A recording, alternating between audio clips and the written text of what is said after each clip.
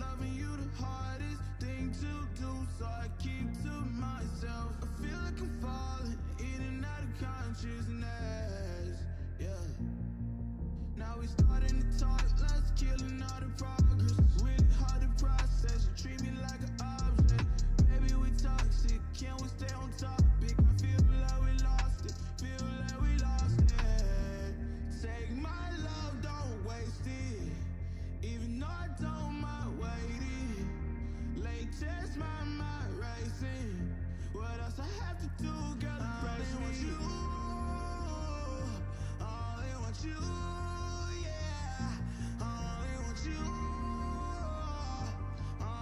You to pull me closer.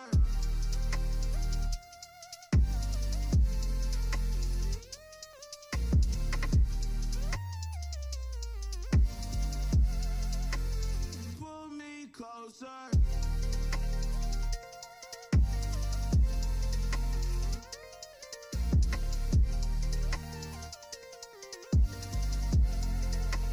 Pull me closer. Love's in the air, but I'm not breathing. Broken heart need repairing, you're the reason. On a hospital bed, the pain not leaving. You been arrows to the chest, I can't stop bleeding. If you gon' leave, gon' leave just like everybody else. If you don't like my company, then I'll do life by myself. Girl, your love like a drug, it ain't good for my health. Even though it's killing me, girl, I love you to death. Take my love, don't waste it. Even though I don't mind waiting. Late test, my mind racing. What else I have to do, girl, to brace me? You. I only want you, yeah. I only want you. I only want you. Pull me closer.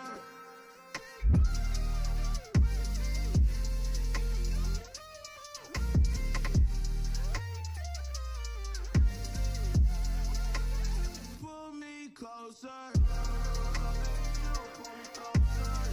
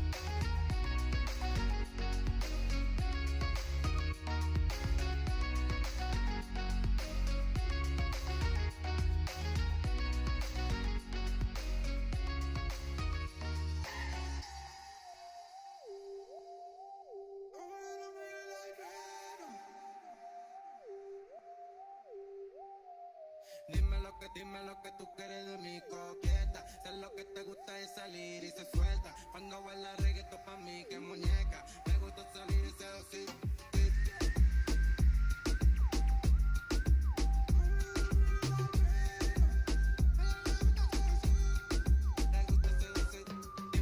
Dime lo que tú quieres de mi coqueta. Sé lo que te gusta es salir y se suelta. Cuando baila reggaetón pa' mí que muñeca. Me gusta salir y seducir.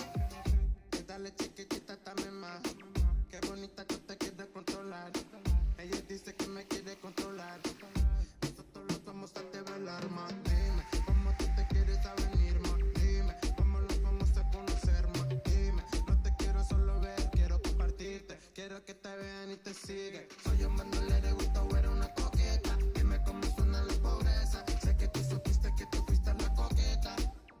Tú siempre fuiste la coqueta. Dime lo que tú quieres de mi coqueta. Sé lo que te gusta es salir y se suelta. Cuando baila reggaetón pa' mí que muñeca. Me gusta salir y seducir.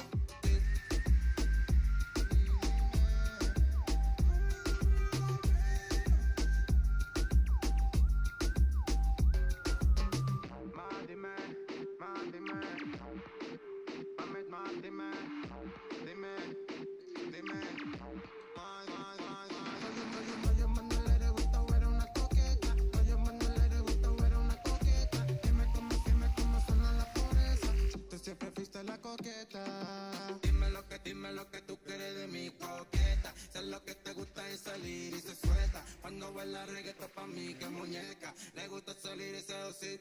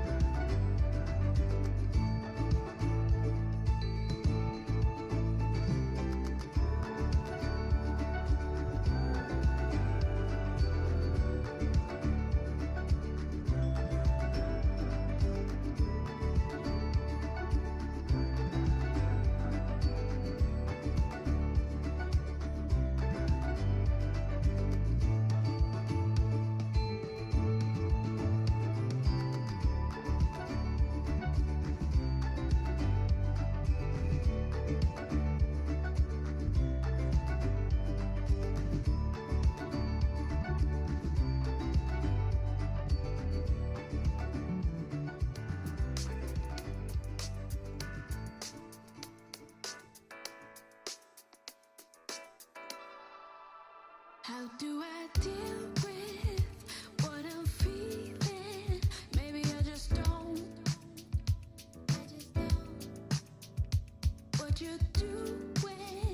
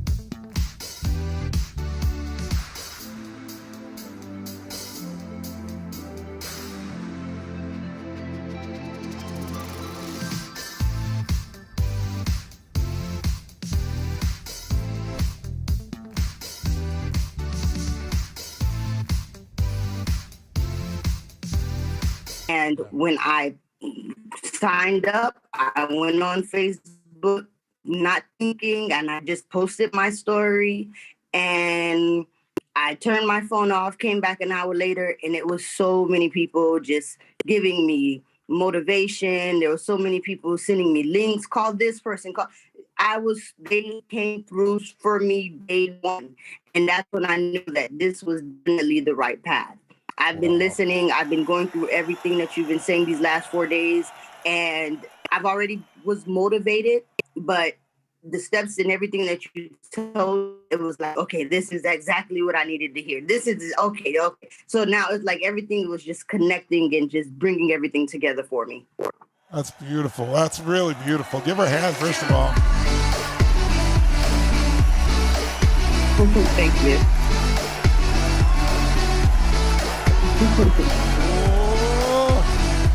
So I understand that you were operating your hair salon in your home, and if I understand, the person who owned your home sold his home because real estate prices went up high.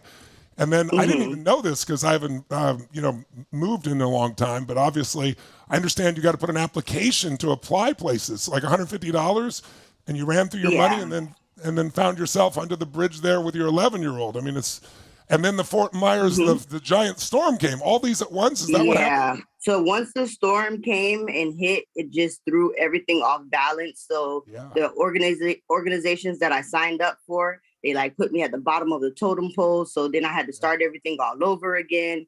And we just happened to go to Miami because I had a hair appointment there, and she canceled on me and we got stuck. So we were just literally just enjoying life on the bridge. And I would like to say, I have to give a special shout out to my son because he made the process less stressful. He didn't complain. He didn't argue. He didn't cry. We were just like hanging out on the side of the bridge, looking for dolphins and talking to manatees and manifesting and just enjoy. It didn't felt like we were homeless. It just felt like we were just camping out. So he made the process so much easier for me. Wow, that's really beautiful. Thank you. I understand.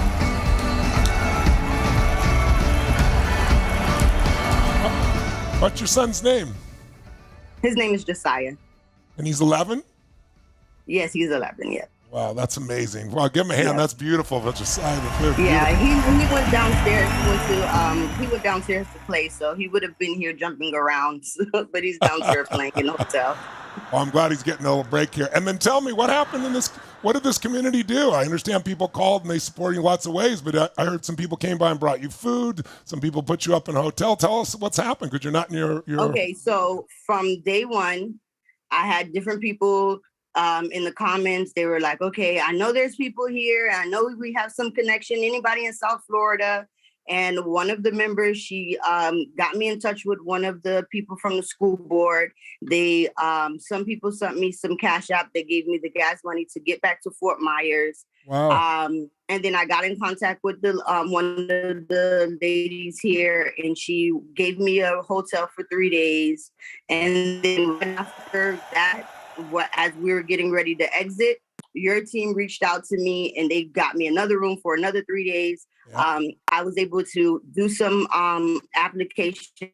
I have 3 interviews lined up. So awesome. Now we're just going through the motions of trying to find another house to move in. So things are slowly going back together for me. Well, we're going to do two more things for you. All because of the community you created.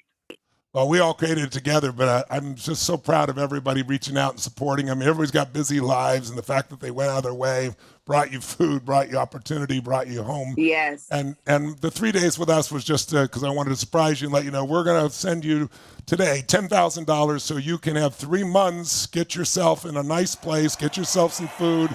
Is our gift to you, and we're going to invite you to unleash the power within so you build the skills for the rest of your life. So we're going to send that to you today. So go find yourself a great place. You got the money to do it, and then come to unleash the power within with me, and we're going to take it to the next level. Tell your son we love him, both of them. I know you have an older son too.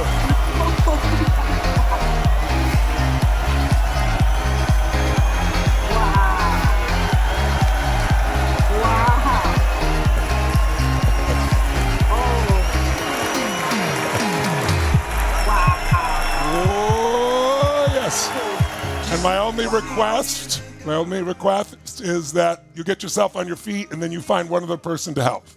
You take what you've learned and you help somebody else. I can definitely do that. Is it a deal? I can definitely do that. That is a deal times 3. All right. God bless you, Kathy. Take care of yourself. We'll stay in touch. Give it a hand for Kathy, everybody. Beautiful job.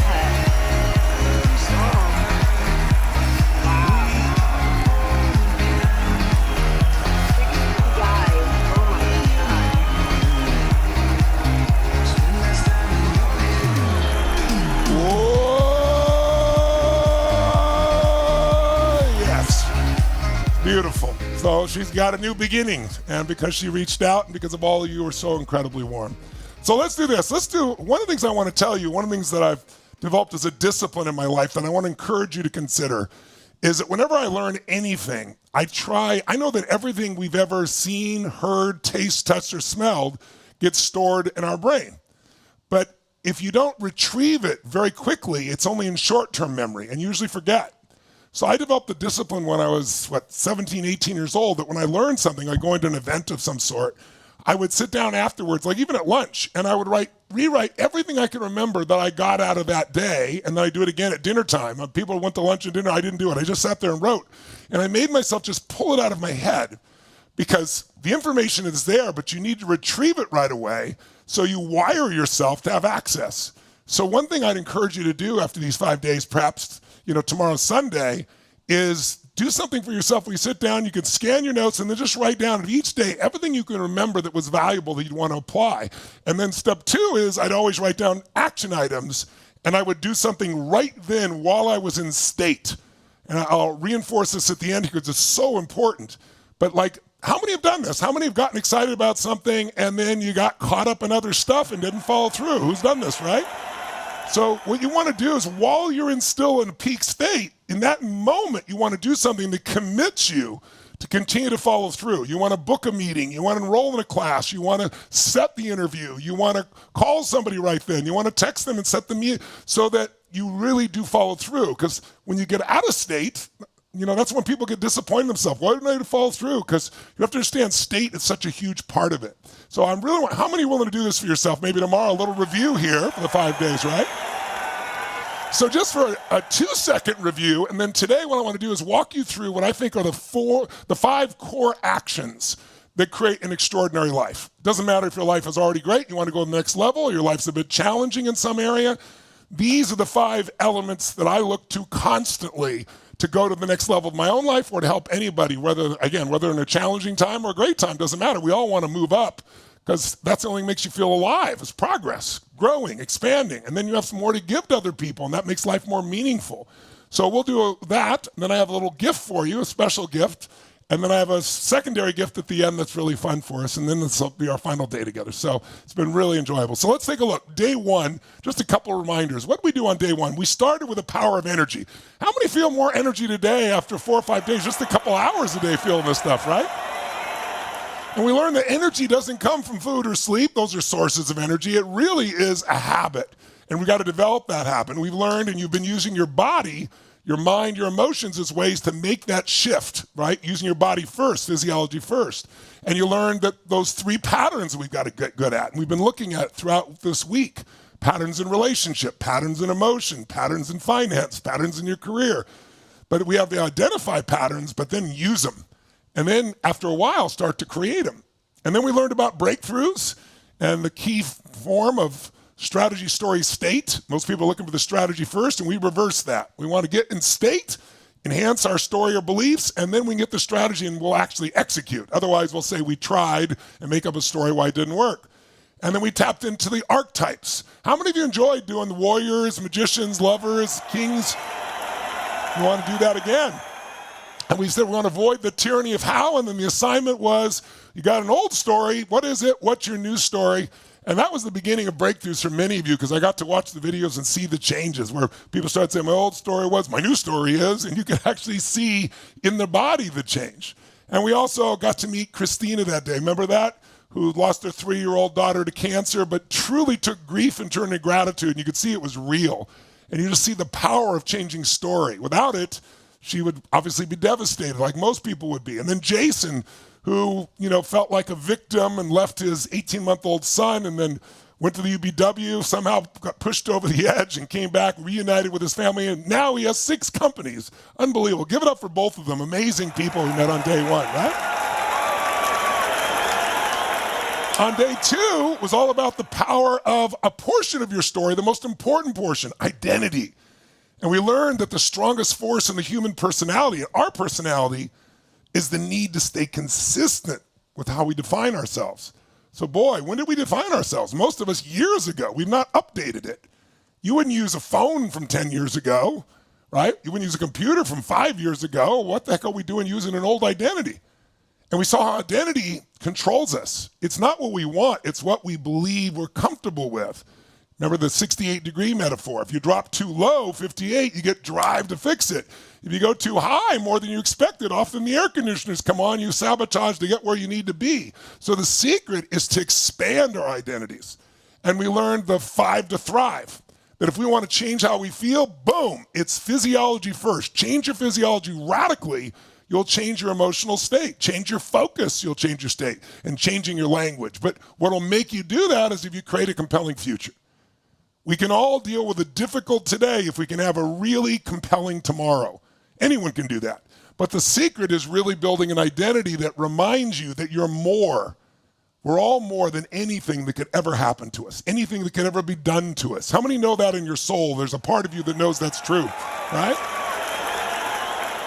And then we talked about the 5 keys to build your brand, whether you work for someone or you're building a company and what to do. And gave you the example of Mike Glickman, which, by the way, a bunch of you reached out to him because he reached out to me and sent me a text saying, you can't believe what happens when you mention my name. He said, but this time, he said, my phone is blowing up. My text is blowing up. So a bunch of you looked him up, which was really sweet. So then day 3.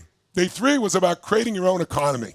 Like, how do we do well if there's inflation?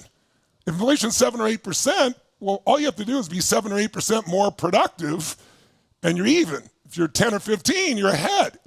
But we learned we can earn twice as much in the same amount of time, 5 times, 10 times, 100 times, if we become more valuable, if we invest in the most important thing on earth, ourselves. And I'm here today, by the way. I've made these investments over and over again. I didn't do it one time, and I did it when I had no money. I did it when all my brain would say, I can't do this. I took my rent money to go to see Jim Rohn, to give you perspective. I'm talking about the second seminar I did with him, which was $1,200. That'd be $10,000 in US dollars today based on inflation. And I'm sleeping in my car at 17, and I'm making, $40 a week working as a janitor, and I'm going to go do this. I went and borrowed the money. I figured out what it was, but I was so vested. So I've made these decisions. And today, by the way, I hope you don't let this be the end. I hope today you decide to come join us for UBW, invest in yourself. But you got to if you're going to have a new economy. And if you do and become those skills to master yourself and to raise your game, there really is no limit. And then you got to meet some of the people that have actually done that. Sarah Blakely, who's just amazing. Give it up for Sarah and what she did there. Pretty amazing, right? And you got to see the patterns that she had, that she didn't have any money. She had failed at most of the things, but her father taught her failure's learning. And so she didn't stop. There's nothing like persistence. There's nothing like the person who will not give up. It's not like the person who won't accept limitations. That has been the most important secret of my life and anybody I've ever met. And all that is developing a new habit of saying, I won't accept limitations. I won't accept I can't do it. I'm not smart enough. I'm not strong enough. I don't know the right people. I don't have the money. I don't have the time. I'm not going to accept that. There is a way, and I'm going to find it. And you keep trying things, and it doesn't work. You don't give up. You try something else. And Sarah did that, became the youngest self-made female billionaire in the history of the United States. Big hand for Sarah, ladies and gentlemen. Extraordinary lady, right?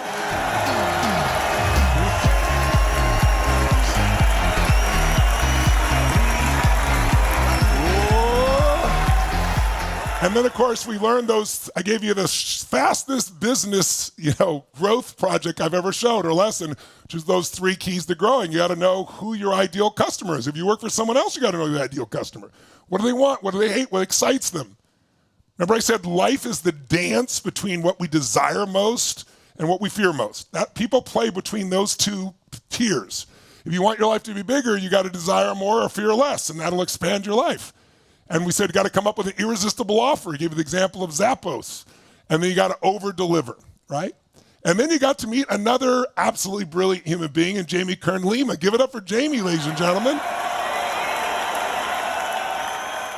Working in Denny's, taking her tip money so she could invest in a $200 audio program with me back in those days, and listening to it every day and created her vision and her plan. And then everybody told her, you're not skinny enough. You're not the kind of person going to buy makeup from. I mean, the most horrific things they said to her. My favorite part was when the guy called her at the end after she took her company and sold it for $1.2 billion. And he said, congratulations. And she's thinking to herself, the pretty woman moment, right? Big mistake, right? But she didn't say it. She was classy in what she did, right? We also, by the way, met Rico that day. You got to see a man from a year ago in his truck driving out of prison. He got his kids back. He's now coaching other people, making motivational videos with his daughter. Give it up for Rico, everybody. A beautiful, beautiful example. And of course, day 4 yesterday, we had relationship focus, right? And boy, I went a little crazy. I think we went 3 hours yesterday, 3.5. But to me, if you do have well in all the other parts of your life, but you're not happy in your relationship, you're not happy, right? And if you don't have a relationship, you deserve the joy of being able to do that. So we talked about how do you create a relationship? How do you get clear what you want? And most importantly, who you got to become to attract that kind of person. And then the idea that the state of the union is the state we bring to it. The idea we got to be responsible for it. And then selecting the right person, not only to be in a relationship, but the part of us that we're going to bring the relationship. We're going to bring the playful one or the one that's pissed off. Big difference. Are we going to bring the compassionate one or the angry one? That makes all the difference in a relationship. And then we showed you the 4 horsemen that make Dr. Gottman ability to be able 91% accuracy to say whether someone will get divorced within 5 years or not within 15 minutes of watching them. We looked about criticism and contempt and defensiveness and stonewalling and showing you the alternatives. And then you learn to sew. Remember that? Julie Caldwell's little approach, right? Really amazing. That instead of arguing, you don't have to argue ever again as long as what you communicate is not arguable. And what's not arguable is the sensations in your body, which makes you get out of your story and come to this moment, makes it real. The emotions, of which there's only 5, right? Sad, mad, scared, glad, excited. And that limits it from all the things we make up and call emotions. These are the core. And then most importantly, what do you want? Most people just get angry in an argument. They don't get to what they want. And then you watched a couple really do this who were on the verge of parting, and they turned it around in such an easy and playful way. But notice we first got them to go in a really great state. And you don't want to forget that. And then we brought Sage on. You got to meet my wife, and we got to visit a little bit there and share just principles back and forth. And you discovered the 3 C's, the 3 U's. And I got to see last night those pieces that you've done. So that kind of catches you up real fast on the big ones, but I really think tomorrow will be good to go through the details of it, just kind of remind you of where we've been. So what are we going to do today? Let's now go into what I consider the 4 core actions if you want to create an extraordinary life. But before we do it, shake it out in your body right now. Get some energy in your body. Come on, wake it up. Nice and strong, nice and strong. That's it, nice and strong. Nice and strong. Nice and strong. My watch is not working. There's no watch. There's no time. It's not showing the time.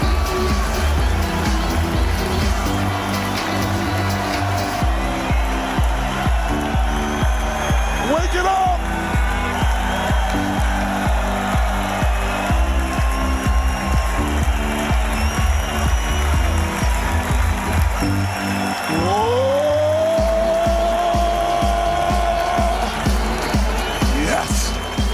Ladies and gentlemen, so here are the 5 key core actions. If you take these actions, you're going to create an extraordinary life. Let's start with the first one. Put it up on the screen for everybody. The first step here is you got to get clear on what you really want, and I mean really want, and where you really are. How many of you right now have a gap between where you want to be and where you are? How many got a gap right now in some of those areas, right? If you can really be clear about what that gap is and not just generalize, if you can be clear, this is exactly what I want, this is really where I am, then you can get wherever you want to go. But most people, first of all, they lie to themselves about where they are. I'm big boned is what I used to say when I was 38 pounds heavier, right? No, I was freaking fat, right? I had to tell myself the truth of where I was. A map is worthless if you don't know where you are, right? It's worthless. It's also worthless if you don't know where you want to go. And so one of the things we really want to do here is get really clear. What is it you want with your body? Do you want more energy? You want more strength? You want more vitality? Do you want to slim up? What is it you want? Precisely. Do you want to lose 12 pounds? Not, I want to lose some weight. If you're general in your description, you never tap into the RAS, remember the reticular activating system that can figure out how to get you there. That's a part of everyone's brains. How many of you have ever had something that you wanted so bad, you couldn't stop thinking about it, and somehow you don't even have a plan, stuff came together and you found it, way to make it happen? Who's had this happen in their life here, ladies and gentlemen? Absolutely. So here's what I want you to think about. If you're gonna really have what you want, maybe the thing to do so you have more certainty that you can achieve what you want is to answer this question for me. How many of you have something in your life today that once was a dream or goal that seemed impossible when you first thought about it, but today that goal or dream is in your life? It could have been a job, it could have been an income, it could have been a relationship. Who can relate to this? Make some noise if you can relate to this. Well, then tell me something just for a second here. Tell me, in fact, don't tell me, write it down. Write down one or two things that are in your life today, real fast, that were once a dream or goal that seemed impossible, and now it's in your life today. So you made it happen. So what was it? And then second, write down how you made that happen. I'm gonna literally give you a minute and a half to do this real fast. Jot it down. What's something that once seemed like an impossible dream or goal, but now it's in your life? So how'd you make it happen? Really go back and think, what was the first thing I did? What was the second thing I did that actually made this happen? Here we go.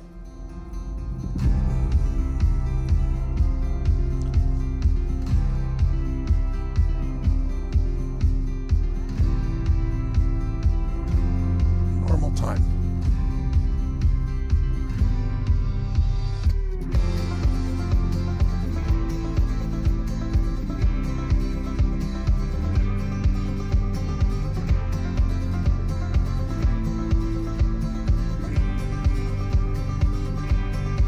What was the first thing you did to make that dream a reality, even though it seemed impossible?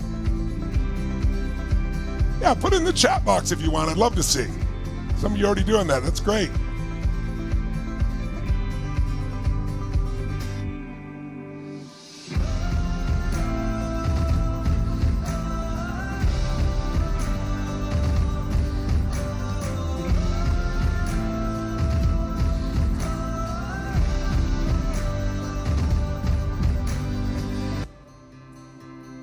What's the next thing you did? I'm financially secure and well off. What'd you do? I found the love of my dreams. How'd you do it? I want to lose weight, 50 pounds, and I really did it. What was the first thing you did? What made it possible? We're going to model what works.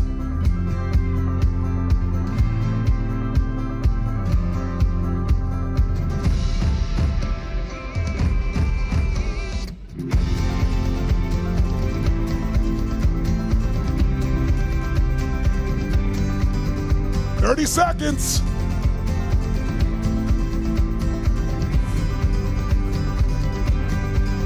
And I told my son we were going to live in this new place, this new neighborhood. It seemed impossible. We found a way. How'd you do it?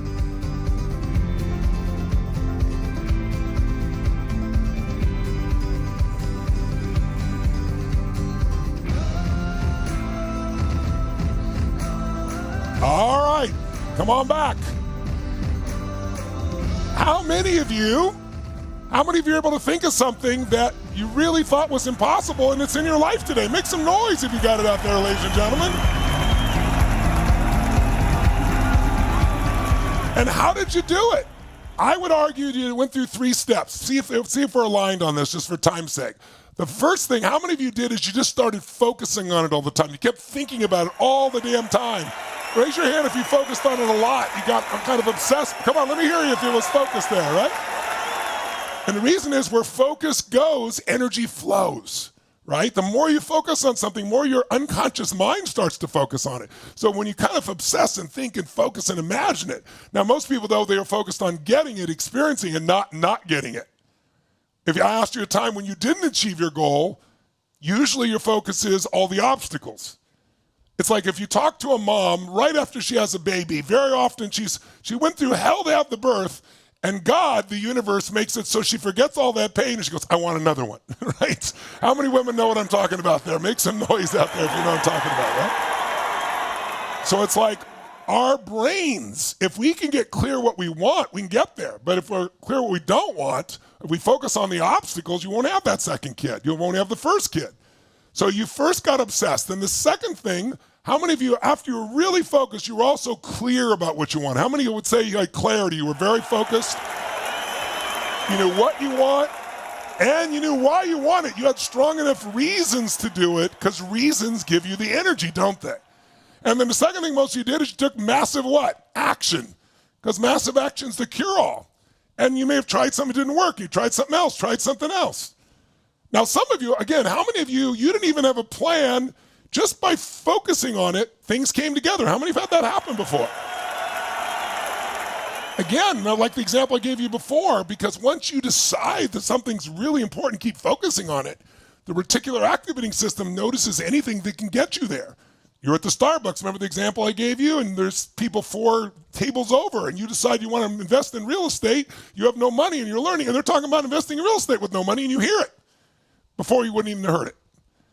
And so you took massive action, kept changing your approach, and maybe you found someone who's already successful at something and studied them on what action to take, which would save you a lot of time and a lot of failure and a lot of up and down, right? You don't have to do that. You can learn from somebody else. And then the third step that's required if your goal has different size is some grace. Some people call that luck. Some people call that God. But I'm not here to lecture you religiously, but how many of you found that the more you appreciate what is in your life, the grace of your life, not the things you've done, the things that you have been born into, the more grace you find? How many find that to be true in your own life, right? So I want you to just be really clear here that this is where you want to grow. You want to get certain that I can take impossible things and make them real. Now from that place, I want you to write this down. What do you want to achieve now with your body or your emotions? What's most important to you now? If I ask you, what's the area of life that needs to go to the next level? Is it your body, the energy, strength, or the way you want to feel and look? Is it your emotions, where you want to be free and feel alive and strong and not frustrated, overwhelmed, or depressed? Is it your relationship that you want to create one, or you want to take the one and transform it and bring back the love and the passion at the highest level? Is it your career or your business? Is it turning around the economics of your life? Is it multiple ones? But what would be, if you're going to focus on one or two, what would be the most important thing for you to improve right away in your life that would give you the greatest rewards if you could turn it around the fastest? What do you want to go to the next level in right away? Jot it down. What is it specifically? Jot it down. What do you want most now? And then I want you to write down the second thing, which is, what are 2 actions you could take immediately to make that area begin to happen? Remember, you don't want to think of a goal without something you can do immediately. What could you do immediately to improve that body? What could you do immediately? Is there a class you could enroll in? Is there a trainer that you could hire? Is there a book you're going to read starting tomorrow so you go purchase it right now and have it delivered tomorrow on Amazon? Is there a class you can do? If it's something around a relationship, what are you going to do? Is there something you need to end? Is there something you need to begin? Is there something you say, I'm sorry for? You need to walk through it. Is there something you need to do in your career or your business? What are 2 actions that would get you going right away that you know would put you on the path towards improving that area significantly? And one of those actions should be something you could do today, like something you could do right away after this class. Again, a meeting you schedule, a phone call, an email, a text, a class you enroll in, a person you meet with, whatever it's going to take. How about 2 actions that you know will move you forward right away?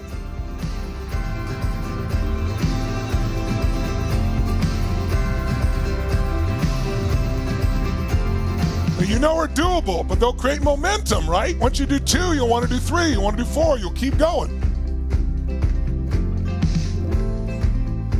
You got about 30 seconds. What's the second action?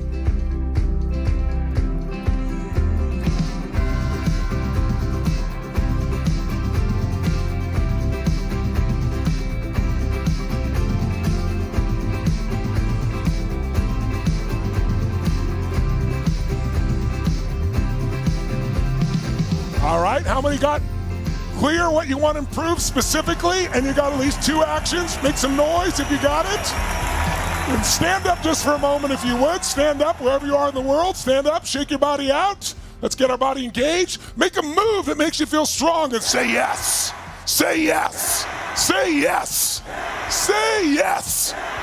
Notice in your body when you say yes what it feels like. Shout the word yes and really enjoy it. Go, say yes. Do it again.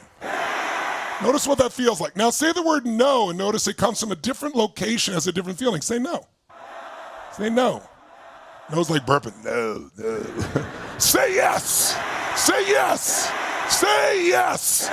Make the sound of unstoppable intensity. What sound you make if you felt unstoppable intensity? Come on, crank it up nice and strong. Make a sound that makes you feel unstoppable inside. That's it, that's it.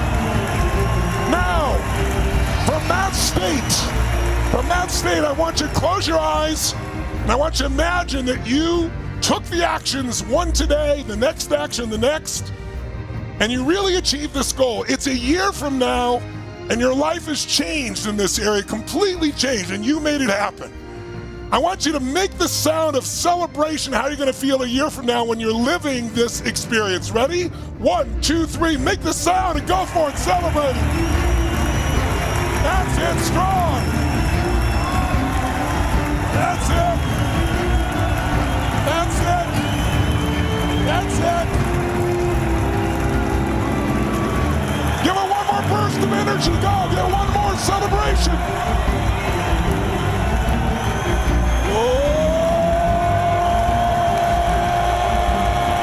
Yes! High fives or fist bumps say you rock, baby, so do I. You have a seat feeling strong. So, clarity is power. Write it down. Clarity is power. And reasons come first, answers come second. So if you can get crystal clear what you want and why you want it, you're going to have enough drive to move you forward. So then we got to go to the second thing. We got to deal with what's going to then stop you. Because who's ever gotten fired up? I'm going to go lose 30 pounds.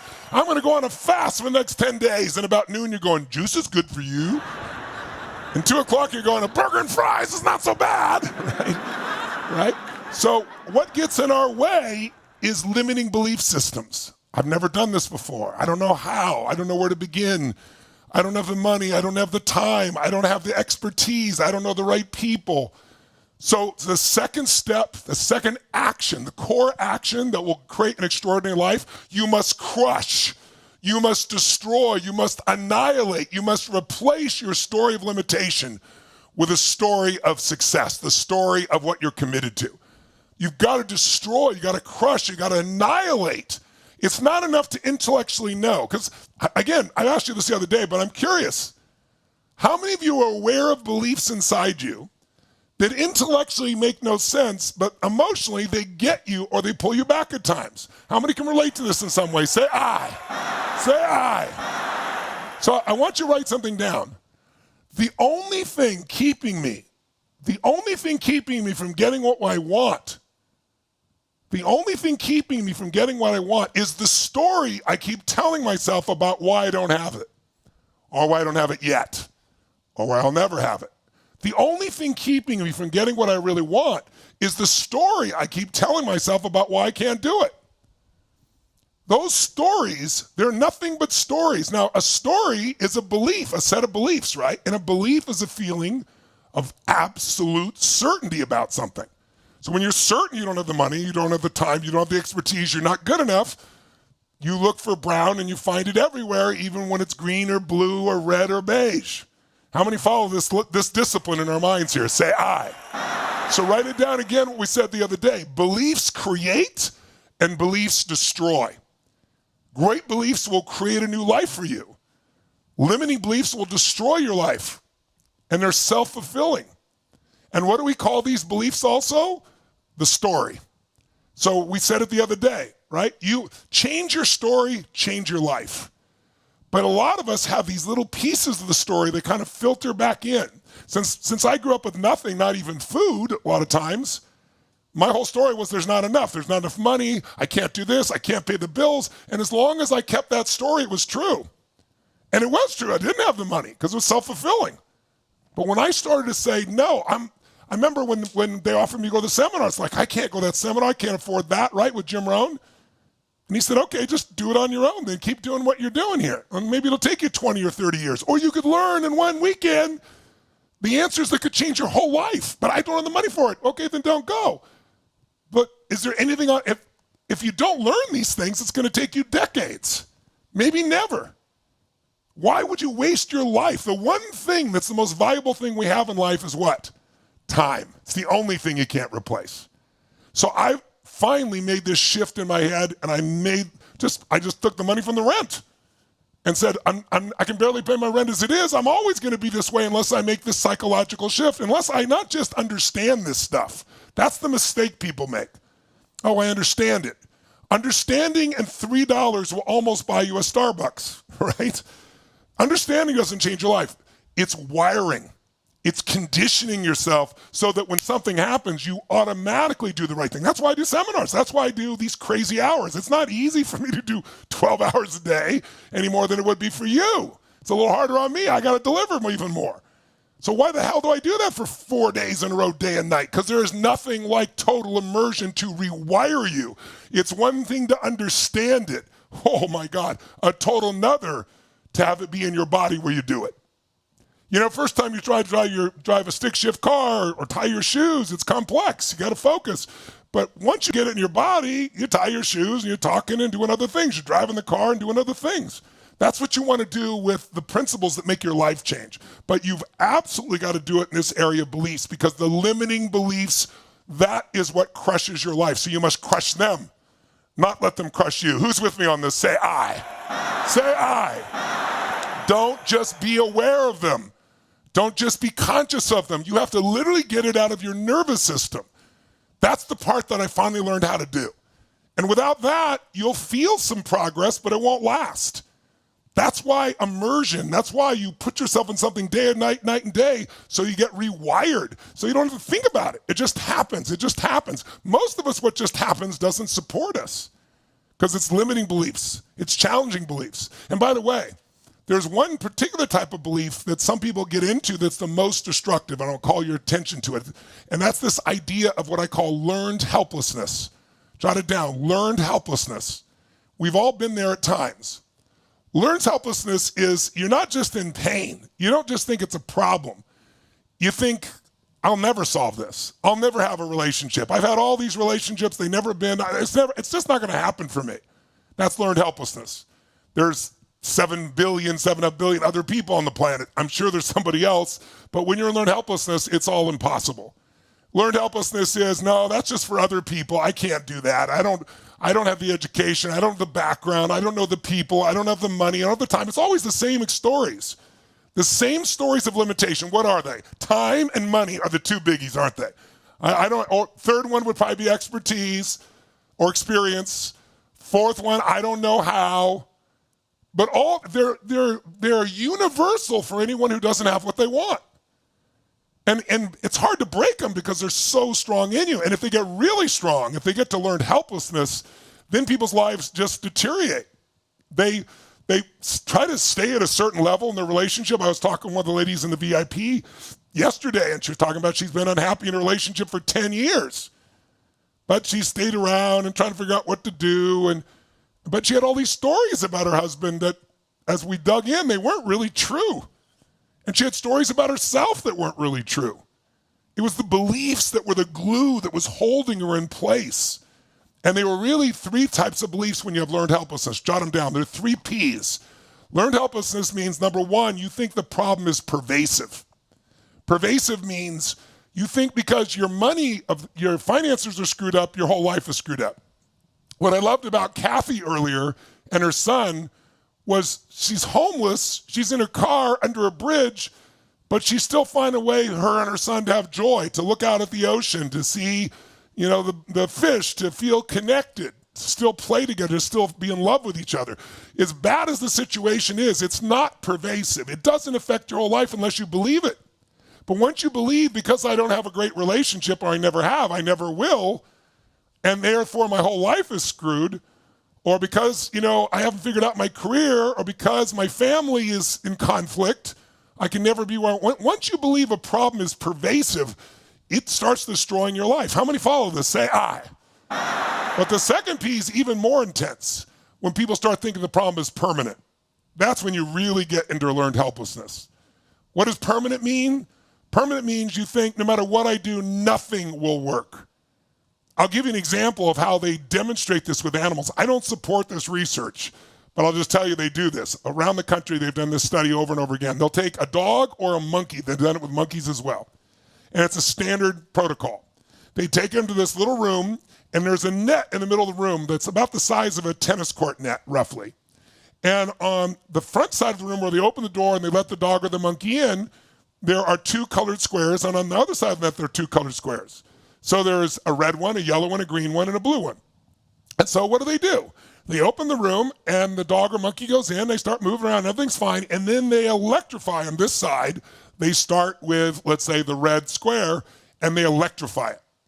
Meaning they get electrocuted if they're on that square, and the dog freaks out, the monkey freaks out. So what they do, they try to change, try to do anything, and then somehow by accident they end up on the next square, and there's no electricity there, and the pain goes away. So they notice the red was pain, they avoid the red.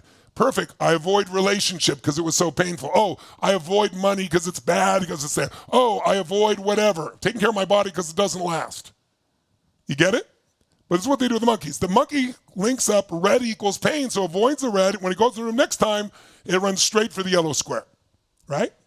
And then what do? These wonderful scientists, they electrify the red and the yellow square. Now the animal's freaking out. He can't go to the red, he can't go to the yellow, and all of a sudden, in the last-ditch effort to get out of pain, it jumps over the net. And when it jumps over the net, the pain stops, right? And sure enough, there is a green square they land on. There's no pain in the green square. So the next time they go, they open the room. What does the dog do? Or the monkey? They jump over immediately. They don't stay anywhere. They jump over the fence, go straight immediately to the net, to the green side. Then what do these beautiful scientists do? They electrify the green square. Animals freaking out. Finally, there's one little part of the room they've not been to yet where there's a blue square, and they get off, and there's no pain. Oh, my God. Now they associate pain to the red square, pain to the yellow, pain to the green, but not to the blue. Open the room, it jumps over the net straight to the blue like that. Avoids all 3 squares immediately, and then you guessed it, they electrify all 4 squares. What happens when you electrify all 4 squares? The animal gets pain no matter what they do. Who's ever been in a place where you felt like you're screwed if you do and you're screwed if you don't do? How many have ever been in this horrible place? Make some noise if you know what I'm talking about. That's when we tend to go to learned helplessness. And by the way, what these animals do, both dogs and monkeys do the same thing. They fight it, and then they eventually just give up. They usually sit in a corner and bite themselves and defecate all over themselves. Now here's the good news. You and I are not monkeys. So we have a consciousness that can teach us it's not the squares that's the problem. It's not the relationship. It's not my business. It's not me, and it's not permanent. No problem is permanent, my friends. Only your soul is permanent. Right? Think about it. No bad economy is permanent. It's never happened in human history. No pandemic is permanent. I was trying to tell people when they're freaking out, this is the rest of my life forever. No, it's not. It's a painful winter, but it's not going to be forever. And it wasn't, and it isn't. Nothing is forever in that area. No problem is. But once you believe the problem is permanent, once you believe it, it is permanent because you don't even try. Do you remember the old metaphor of, in the early days, they take, the circus when they have a brand new elephant, little baby elephant, they tie a rope around his leg and they drive a stake deep in the ground and he fights usually for days until eventually he goes, I can't get out. It's a permanent problem, and they don't even try. Now the elephant's an adult elephant. One pull, it can bring down the entire, ring top. But they don't even try because they're conditioned. Conditioning is what we have to change. You can't just change your belief. You've got to change your wiring. Change your wiring, the whole game's going to change for you. So that's what our focus is here. And then the third P is when you start thinking the problem is personal. right? It's personal. It's me. I can't have a relationship. I'm just not a good person. I'm not beautiful. I'm not intelligent. I'm not sexy. I can't turn my finances around. I've tried everything, and it's affecting my whole life. It's a permanent problem, and it's personal. When that happens, people just basically give up. And once you give up, again, it's self-fulfilling.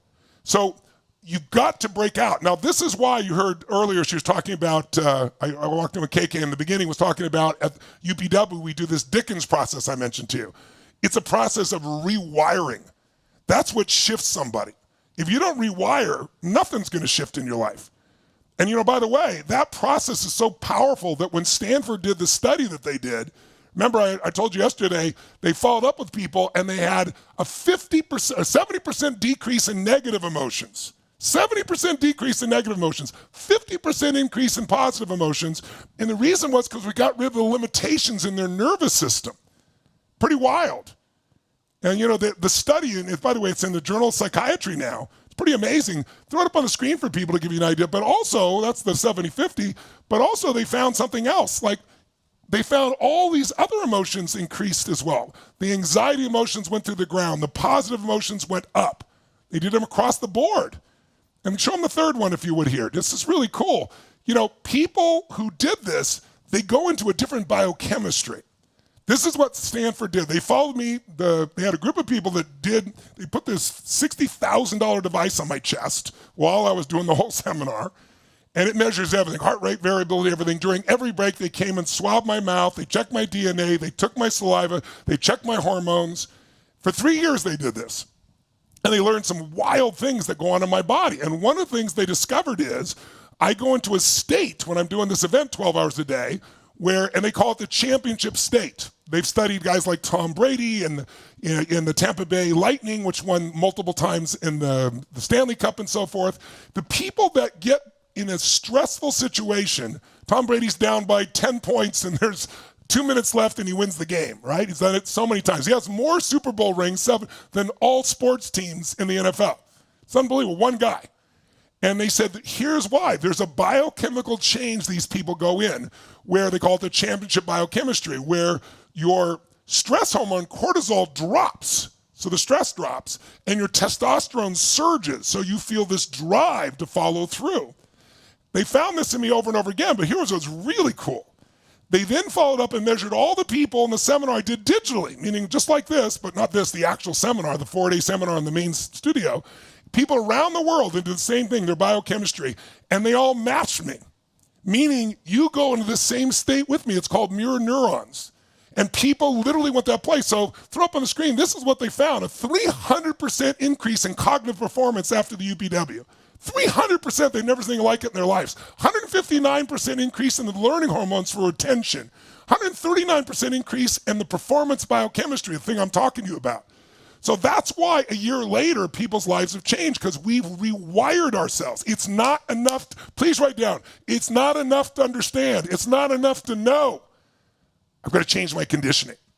So I hope you'll join me for that, or you got to do it to yourself. But it's not enough to have the understanding. Now, but as a quickie, just to get you started, in case I don't see you as well, let's do something really fast. Here's what I want you to do. I want you, stand up just for a second if you would. Stand up if you would. Shake your body out again. Shake it out. Make your move. Make your move. Make your move. Say yes. Say yes. Make that sound of unstoppable intensity once again. Go. Go.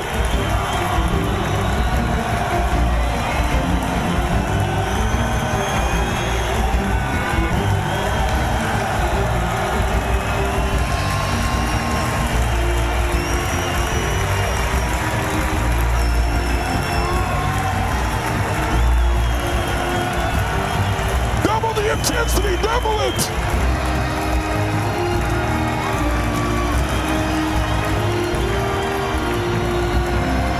Oh,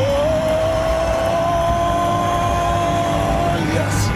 Now, while you stay standing, make your move. Make your move. Make your move. Stay standing so you got your whole body, and I want you to think right now, when you've gone to make a change in the past, to make your body better, to change your relationship, to make more money, to grow your career, do something with your kids that you're not being able to do before, when you've had something you wanted to achieve and you've not followed through, what has been the limiting belief that's gotten in the way? What would you say it's been? What's been the limiting belief? I'm not enough. I don't have the experience. I don't have the money. I don't have the time. I don't have the education. I'm too old. I'm too young. Jot it down if you can. If you're still standing, you can type it if your typing's in front of you, or you can write on a piece of paper, but try to stay standing if you can. So use your whole body. What's a belief that's gotten in the way in the past? What's a limiting belief that's got to go? What's one that's literally, that has been what's kept you from getting there? I'm never consistent. I never follow through. I don't have the money. I don't have the time. It'll never happen. I'm reading some of the ones people are writing now. I don't have enough energy. You know, I doubt myself. I'm not enough. My body hurts. I doubt it. It's too hard, right? I'm afraid. I don't know how. I'm too busy, right? So all of those limitations, pick one right now and then write down, what does this belief cost you? What have you missed out on in your life because of this stupid belief? This BS belief system, or BS has another term for it too, doesn't it? Right? Bullshit, right? What is it, this thing, what does it cost you? What's missing from your life because of this belief? Has it kept you from having total intimacy and sensuality and love and joy and passion? Or even having a relationship? Or has it caused you to give up? Has it caused you to settle for a physical body that doesn't have the energy you deserve or you need or want? Has it kept you from finding the answer in your business or your career or your finances? Has it made you feel frustrated, overwhelmed, or stressed? What does this belief cost you? What is it that what's not in your life today because of this stupid belief? Who's not in your life today because of this belief? What's missing from your life because of this belief? Be honest. You want to tell yourself the truth so you find enough reasons to change it. What's it cost you? What's it cost you? So you're real clear. Why must this change now? Why must this belief go now? I'm just trying to give you a first step towards this. You're going to still have to rewire this, but at least start with this. So you understand this? I got to crush this limiting belief. I got to destroy it. I got to annihilate it. And if it wasn't there, what could you achieve? If you didn't have that belief, how would your life change?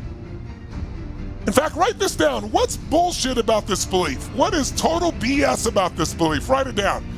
What's total BS about this belief? Why is this total BS? Bullshit. What's BS about this belief? What's total BS? Why is it total BS? Why is it not true? And then lastly, why is it BS? And then write the last question real fast. What's a new belief that would set you free? What's the truth that would set you free? What's the opposite of the old BS? What's the truth that would set you free? What's the opposite of that belief? What is the truth that would set you free? Write down the truth, the new belief, the belief that would strengthen you, the belief that would change you, the belief that give you what you deserve, the belief that give you what you want. That's it. That's it. What's the new belief? Jot it down so I can see it as well. I am worthy. The truth is, I can make this happen. I've done this before. I've broken through issues like this. I not only can, I will. I'm unstoppable. I'm capable. I'm worthy of that life. God made me, so I'm available. I deserve it. Everyone deserves it. I will. I'll achieve what I want. Oh yes, there's no excuses anymore. I'm smart enough. I'm strong enough. I can learn anything it takes. I can master this. Yes, I can invest. Yes, I can move forward. I'm powerful. I must. I will. I'm no longer broken. I can take it to the next level. I will overcome. Great. Make your move. Make your move. Make your move. Make your move. Make your move. Say yes. Say yes. Close your eyes. If you live by this new truth, if you got rid of the bullshit, you live by this new truth, what's your life like a year from now? Make it with sound what it feels like your life a year from now. Go ahead, celebrate it. What's your life like?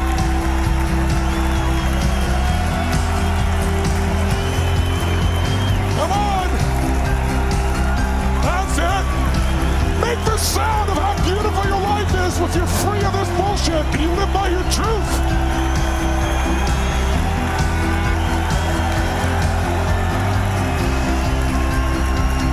One more time, make it a celebration, and you feel like you can see your life change, your body, your emotions, your relationship, your finance, your whole life. Go!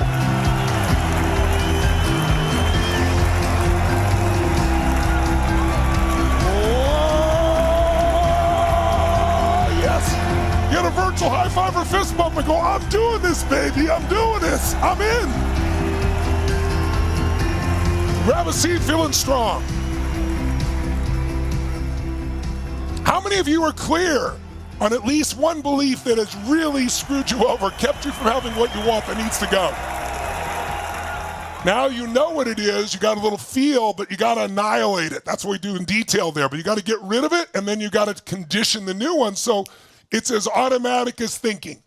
If you have to think about it, it'll be too late. So that's where the conditioning comes in. All right, let's go to number 3. Third core action that creates an extraordinary life. And I call this one, watch your TV. What does that mean, watch your TV? It means watch your transformational vocabulary. Big word. TV stands for transformational vocabulary. Watch your language. Now that doesn't mean watch your language like using a curse word or something. It's to understand that words create a biochemical change in the body.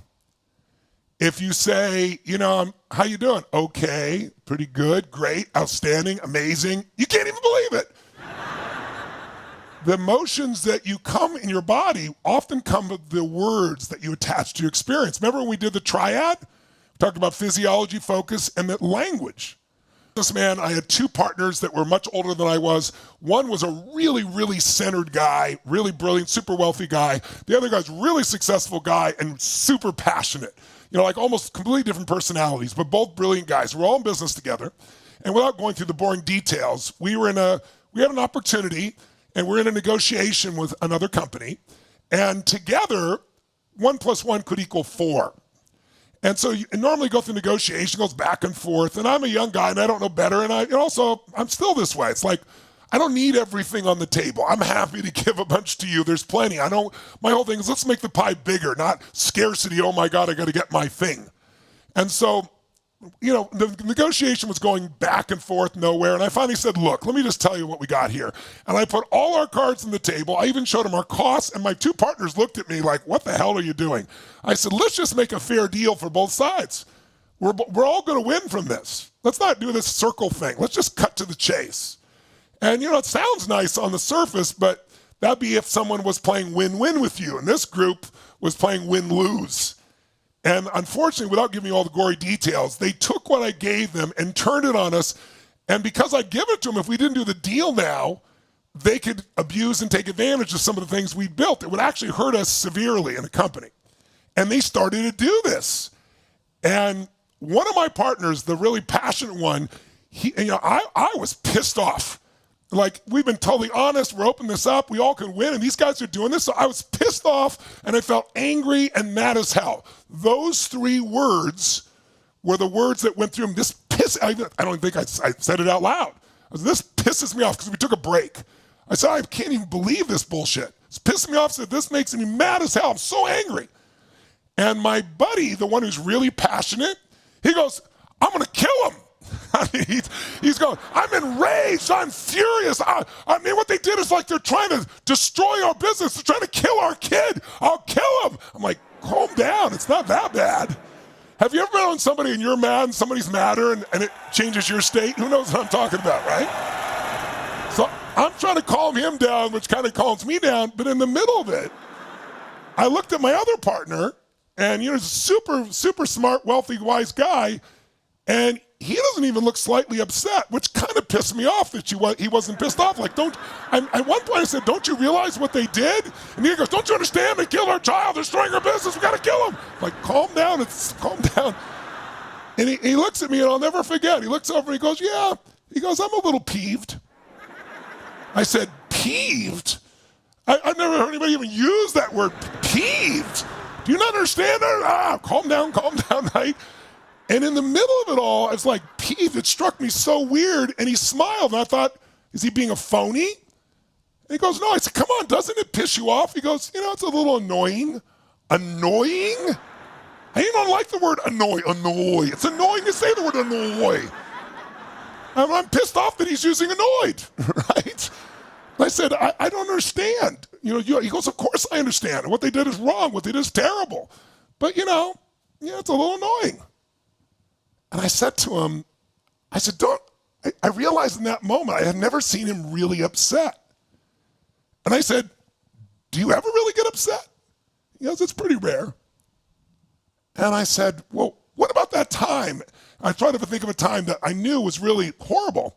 And he's a very wealthy guy. And I said, what about the time when that IRS guy came? There was an IRS agent that came out, and people are people. Most IRS agents are good people, but this guy hated that my friend was very wealthy. He was doing very well. And so he resented him, and so he manipulated things. He lied about some things. My friend eventually won 3 years in court, and he won against the IRS because this guy did wrong things. But can you imagine 3 years, some of your stuff confiscated, going through it, spending money and time? I mean, would that piss you off? Who'd be pissed off by that, a little bit angry by that, right? My other friend said, I'd kill him. I'm like, calm down, right? Don't be furious, right? He goes, yeah, I was a little tinkled. Tinkled was the third word he used, tinkled. I said, come on. He goes, Tony. I said, why don't you get upset? And then I got the really cool answer. He said, because if you get upset, you lose control, and the other guy wins. I was like, wow. I think I do lose control. Not as much as my furious friend over here, but I don't think I've ever been tinkled when someone's done something that terrible, or peeved or annoyed. And in the middle of the whole thing, I'll never forget, I thought to myself, wait a second, God is giving me a gift right now. There's a pattern here, because my brain's so wired to look for patterns, right? Because I know everything in your life's a pattern. Change your pattern, change your life. Pattern of focus, pattern of language, right? Pattern of physiology. And I was like, wow, we all had that. Now think about this. We all had the same event, meaning it was going to affect all three of us really negatively. So imagine this material, all the same material hit us. But we all had a different set of cookie cutters of language we use when there's something really upsetting. And my pattern at that stage of life was pissed off, angry, mad as hell. So I took the dough, so to speak, that was given to me and chunked into those kind of cookies. My other friend, his words he uses all the time for anything upset him is furious, right? Enraged. Is that going to up or lower your biochemistry of upset? It's going to up it. I'm going to kill him. Pretty intense metaphor, right? And then my other buddy's taking the exact same experience, in his habitual language for anything upset is peeved, annoyed, tinkled, right? And just even thinking it made me laugh. Tinkled's such a silly, stupid thing, right? Peeved. And I thought to myself, I would never use those words. And then I thought to myself, and I've never had his reaction of calmness. Something to think about.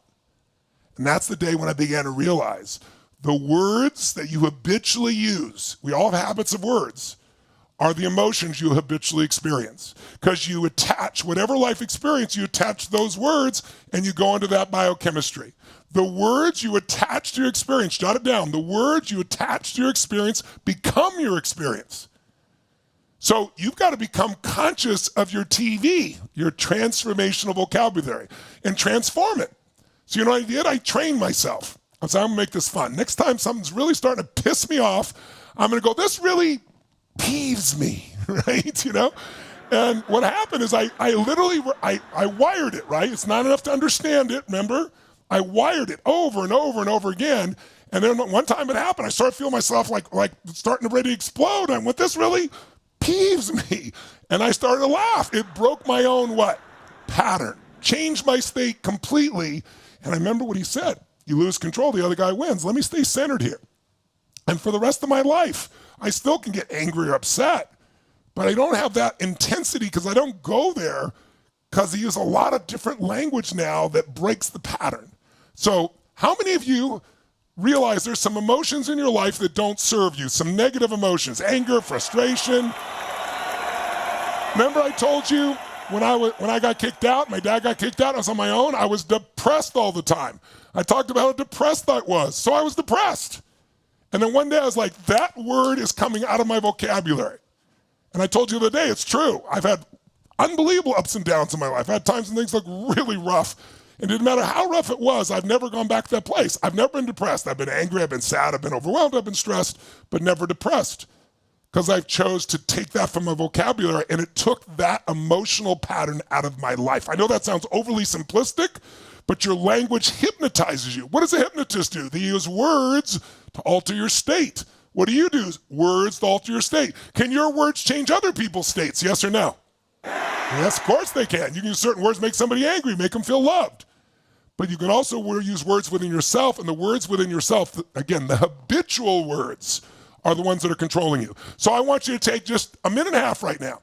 I want you to sit up in your chair and I want you to write down what are 3 emotional patterns that don't serve you. 3 emotions you feel when you really get upset.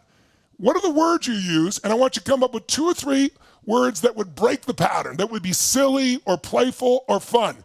I'll give you a minute and a half. Ready? Go.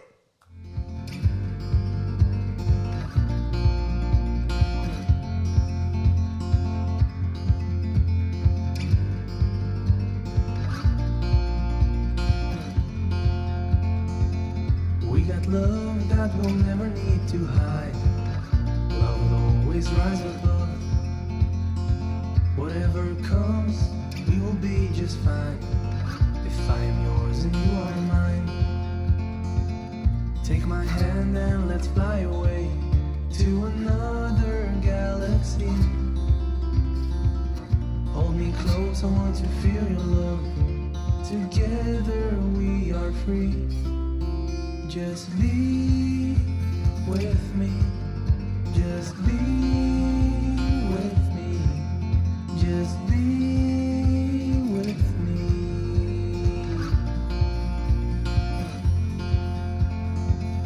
Now we're one with the sun over our heads, and at night we'll be the stars. We can go any place that we want to. I don't care if that's too far. Take my hand and let's fly away to another galaxy. Hold me close, I want to feel your love. Together we are free. Just be with me. Just be with me. Just be with me.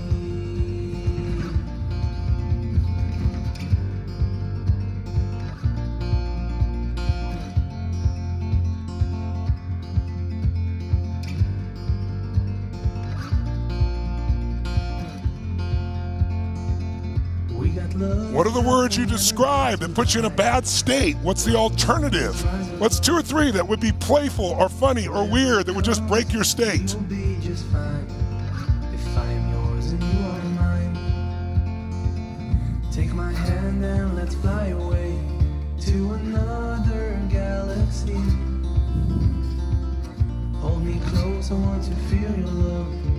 Together we are free. Just be with me. Just be with me. Just be with me.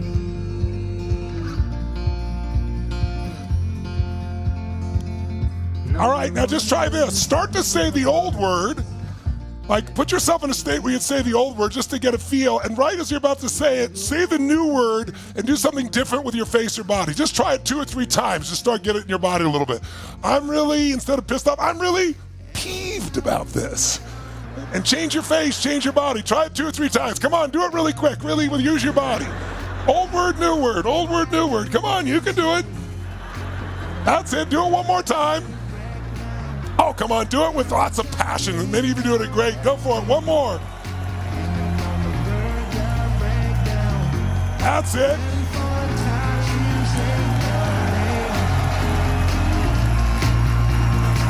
Now create some energy in your body. Go, go, go, go, go. Wake it up.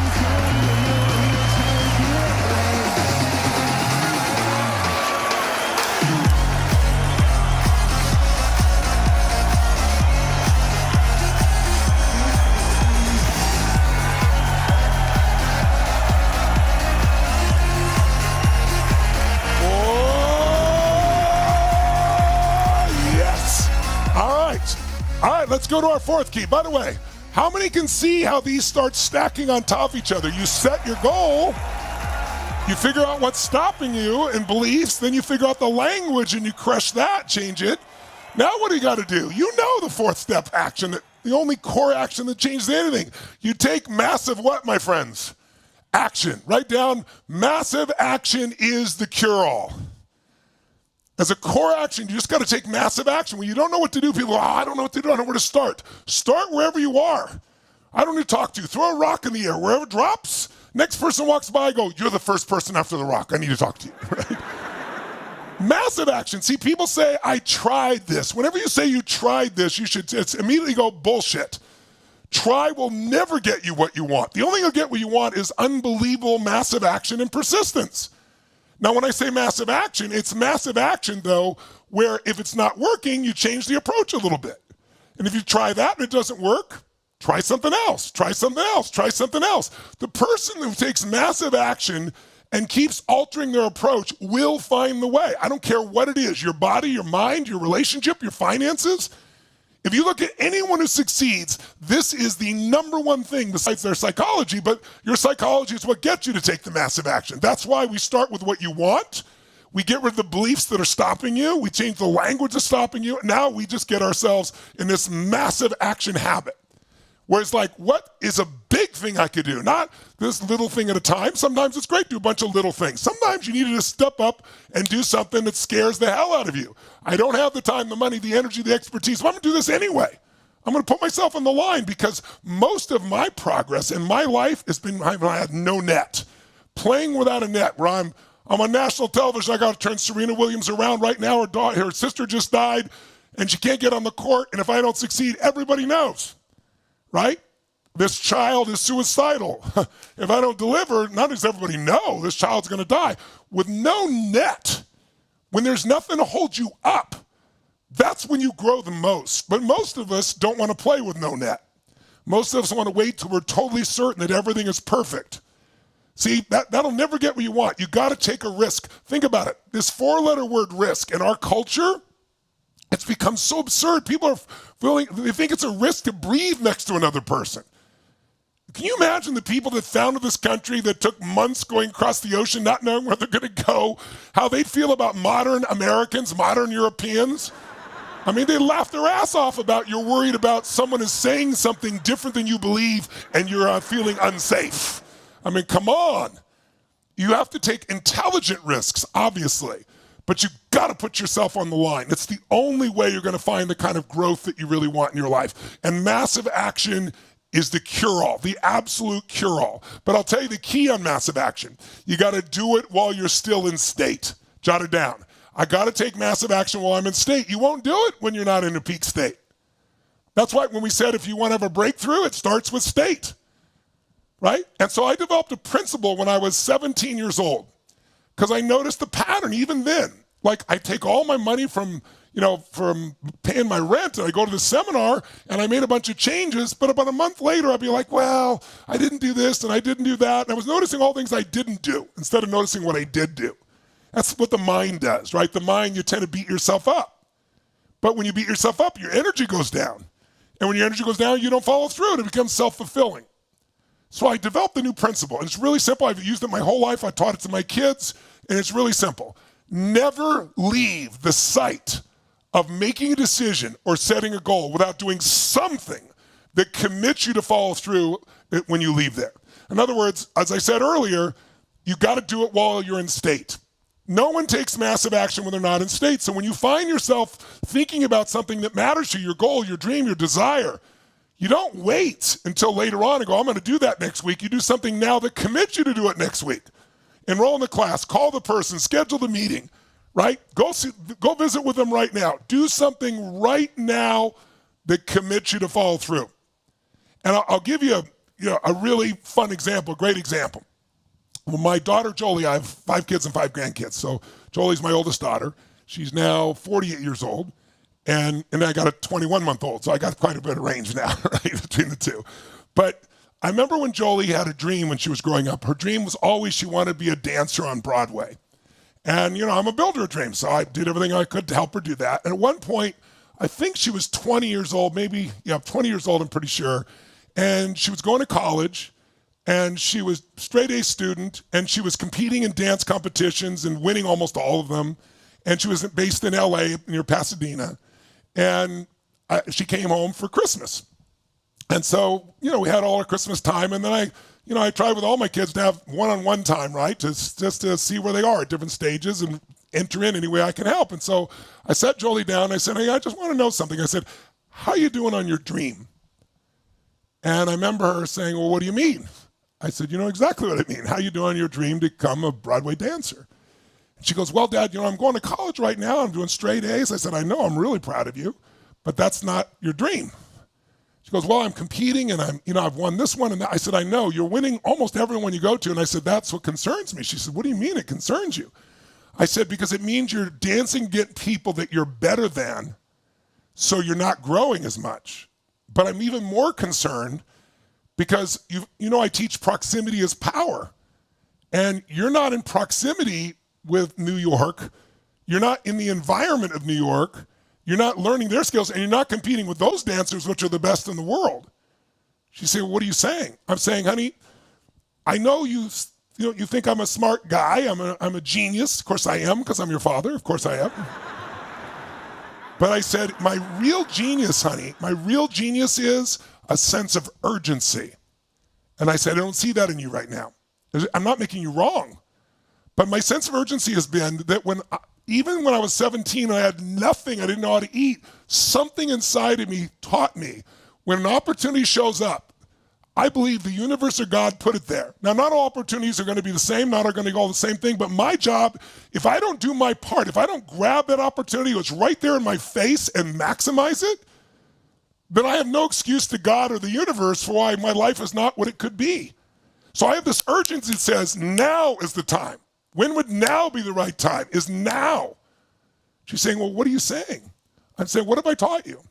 You want to learn from the best, okay? LA is not the best for Broadway. It's a different game there. It's a different level there. I suggest you move to New York City.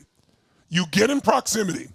You go learn from some of the best teachers in the world, and I'll put up your stay. I'll help you get your rent handled for the first 6 months, but then you're going to work. I'm not going to have you sitting on your butt. You got to work and pay it, but I'll help you the first 6 months, and I'll pay the first 6 months of your lessons to get with the best, and then go compete with the best people in the world, because I think you're a great dancer, but I'm your dad, right? So I'm a little biased. The only way you're going to know is by competing. And I said, honey, and she goes, wow, that's a big move. I said, yeah, that's the only way your life changes, big moves. Write it down. I said, get it in your brain. It's not little moves that are going to do it. Little moves can move you in the right direction. They can start your momentum, but big moves, you got to put yourself on the line. And she said, well, when are you thinking I should do this? And I said, when would now be a good time? She said, now? I'm in the middle of the semester. It's December, right? I said, yeah, but tell me this. How will you be any closer to your goal of being a Broadway dancer in June when you finish this year than you are now? You're not. And if that's your goal, I said, here's what you're missing, urgency. And I want to tell you something. There's a timeline on a dancer. It's different than other professions. It's not like you're going to do this when you're 40 or 30. She goes, well, you're the one who told me to go to college. I said I was wrong. I wasn't wrong about college. I was wrong about the timing. Because for you to get your goal, you need to be around the best. She goes, wow. And you're saying like now? I'm saying like, yes, now. Like the end of this week, we go find you a place. I go take you to New York and you begin. You leave school, you can come back to school later on. You can always come back to school. She's like, wow, that's a big decision. I said, yeah, big decisions, big action, big results. Little action, little no results. She says, well, Dad, she goes, do you mind if I talk to an expert about this? I said, sure, people pay me $1 million a year to coach them, but you should call somebody else. She goes, no, Dad, no. You always talk about an expert. I'd call Jay Maloney at CAA, who's a top agent there at the time. He's passed away now, but he was a top agent at one of the top agencies there. And he knows everybody, and he knows the business. I said, honey, that's actually really smart. You should call him. She goes, okay. I said, what are you doing sitting here? She goes, what are you talking about? I said, when would now be the time to make the call? She goes, now? I said, right now. right? She hadn't been home for about 2 years going to school. She forgot what it's really like, right? So she goes, and the minute she leaves the room, I pull up my cell phone, I call Jay. He's a good friend. I said, Jay. I said, listen, I only got a second. Jolie's going to call you. Listen, you know she's a dancer, wants to be on Broadway. She's studying here in L.A. I told her she's got to get in proximity, got to go the best. She's got to go compete there. If I'm wrong, tell me I'm wrong. But if it's right, tell me I'm right, and tell her I'm right. Which one is it? He goes, no, Tony. It's a different culture there. She needs to know the people. She needs to compete with them. You're spot on. Okay, well then just tell her what to do. She comes back 2 minutes later, says, he's on another line, he's busy. I said, you're going to give up that fast? You're never going to get your dream. Get your butt back in there and call him again. Keep calling until you get through. True story, I'm not exaggerating. So she goes and calls him, and she's gone for like 45 minutes or an hour.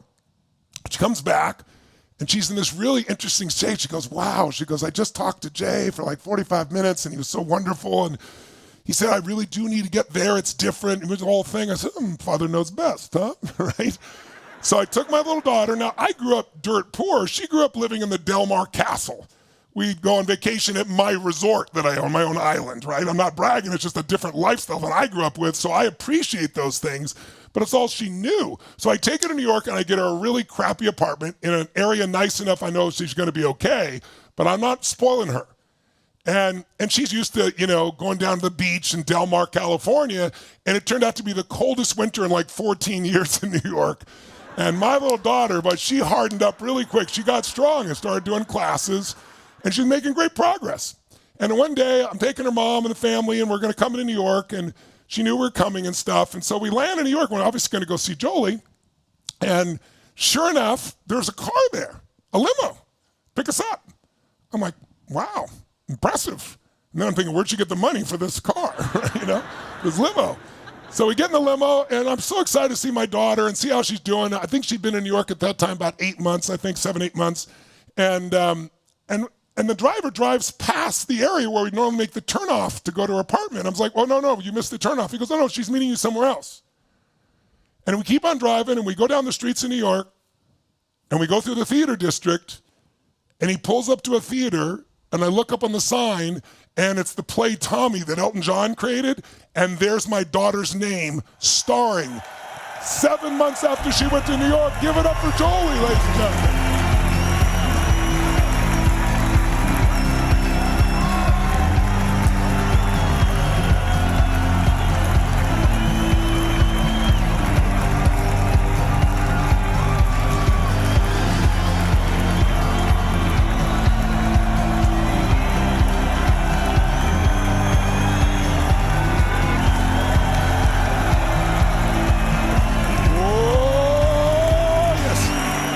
And of course, I take full credit for all my daughter's success in life.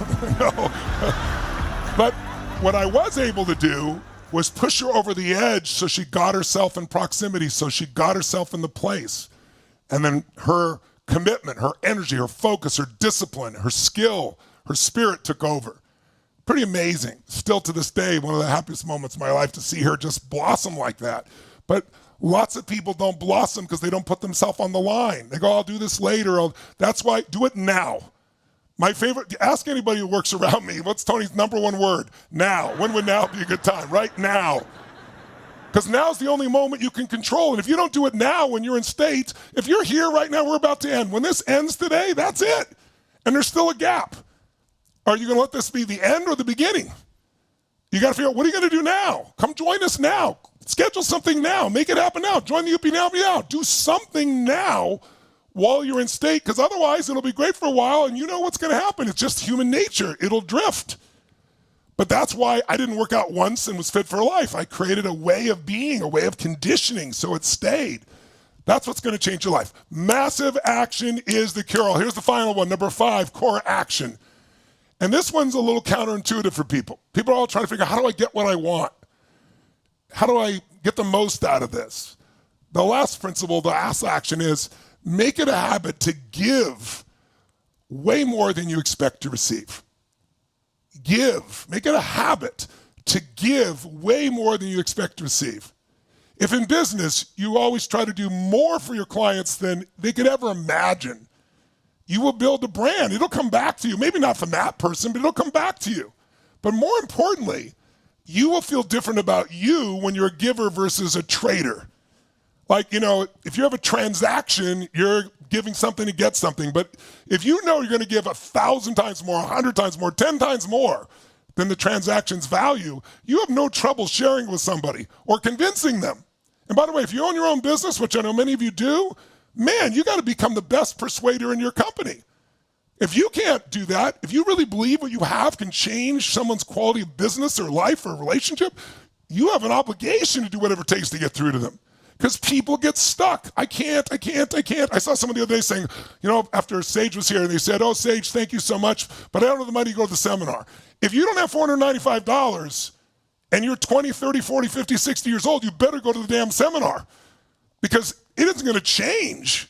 That's absurd. Or $181 a month. It has nothing to do with the money. It's not going to change my life an ounce, but it's going to change yours. And I'm talking to someone who's done it. But you got to get yourself out of scarcity.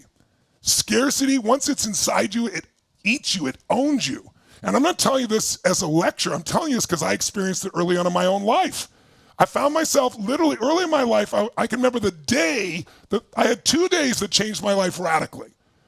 The first one was I went to work for Jim Rohn. How many again have heard of Jim Rohn, the personal development speaker? So guess what? I go to work for Jim Rohn. I'm 17 years old. I fall in love with what he's teaching. I want everyone to have this. I don't have a lot of skill, but I have tremendous passion. And just on passion and love, and because I got myself to go to bank after bank after bank with no money to borrow the money to go to a seminar, I could convince most other people to do the same because I'd done it. I wasn't saying go do something. Some people it's easy. They put on their credit card, just go. For me, it was hard. It was so hard. I made myself do it, but because it was hard, I got more out of it. Right? I mean, I captured every word the guy said. I didn't pee. I stayed in that room, man. I got everything I could suck out of it, and then I went out and used it and changed my life. And by the way, Jim Rohn is now passed. I spoke at his funeral. But for probably a decade, he'd start his seminar the same way. Because everything in Jim Rohn's seminar, he was a beautiful man, and he thought everything through, and he practiced everything. Like, he'd turn a certain angle, and he'd drop the chalk in his hand. Everything was choreographed. And he would do the seminar, and this happened about 10 years before he passed. And he'd say, one of the things he'd say early on is, I want to do a really good job today because, you never know who's in your audience. He goes, I can remember 20 years ago, there was this young man sitting right here in the front row. And he was so enthusiastic, he was finishing my sentences. And it was me because I was reading all these books and I was just so enthusiastic. I was just a 19-year-old kid, like complete. And he goes, and so I couldn't help but notice him. And he came up afterwards and said he wanted to work with me. And he said, and that young man kept growing, kept learning. And today his name is Tony Robbins. And everybody started cheering and goes, so I want you to know. And then he told the story of Mike Keys, the other guy who's my friend from 45 years ago when we went, who had no money as well, because we were hungry. You know what makes people successful? Hunger, right? If you can hunger to grow more, to be more, to give more, to do more, to share more, to become more, then you're never going to be bored, and you're always going to grow, and you're going to have fulfillment, and you're going to succeed. But most people are hungry for the moment to lose a certain amount of weight to get to the party, and then they lose their hunger. You look at Oprah's still hungry to learn and grow. That's why she is who she is. You look at Richard Branson, a friend of mine. Richard is, he was 16 when he started Virgin in a little graveyard. And sure enough, he went from that to where he is now. Almost 70 now, I think, 71. And guess what? He's as hungry today as he was then. Hunger will make you expand.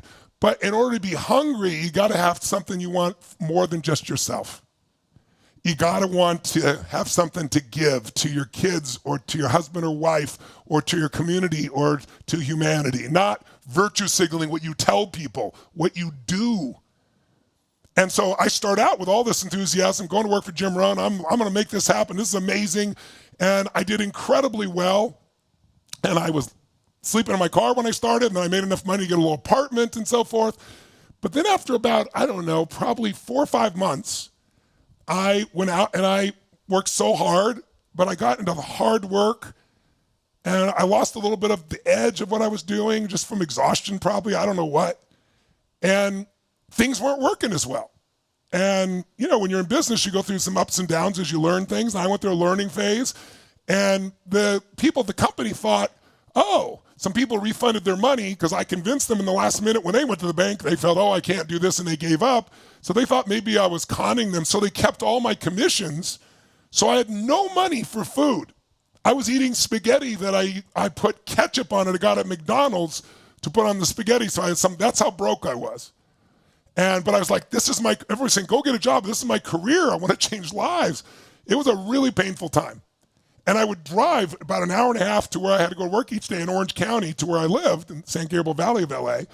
And so I was finishing at I was on the freeway. It was about almost midnight, like 11:45, 11:50 at night. Almost nobody on the 57 freeway in that part of the county.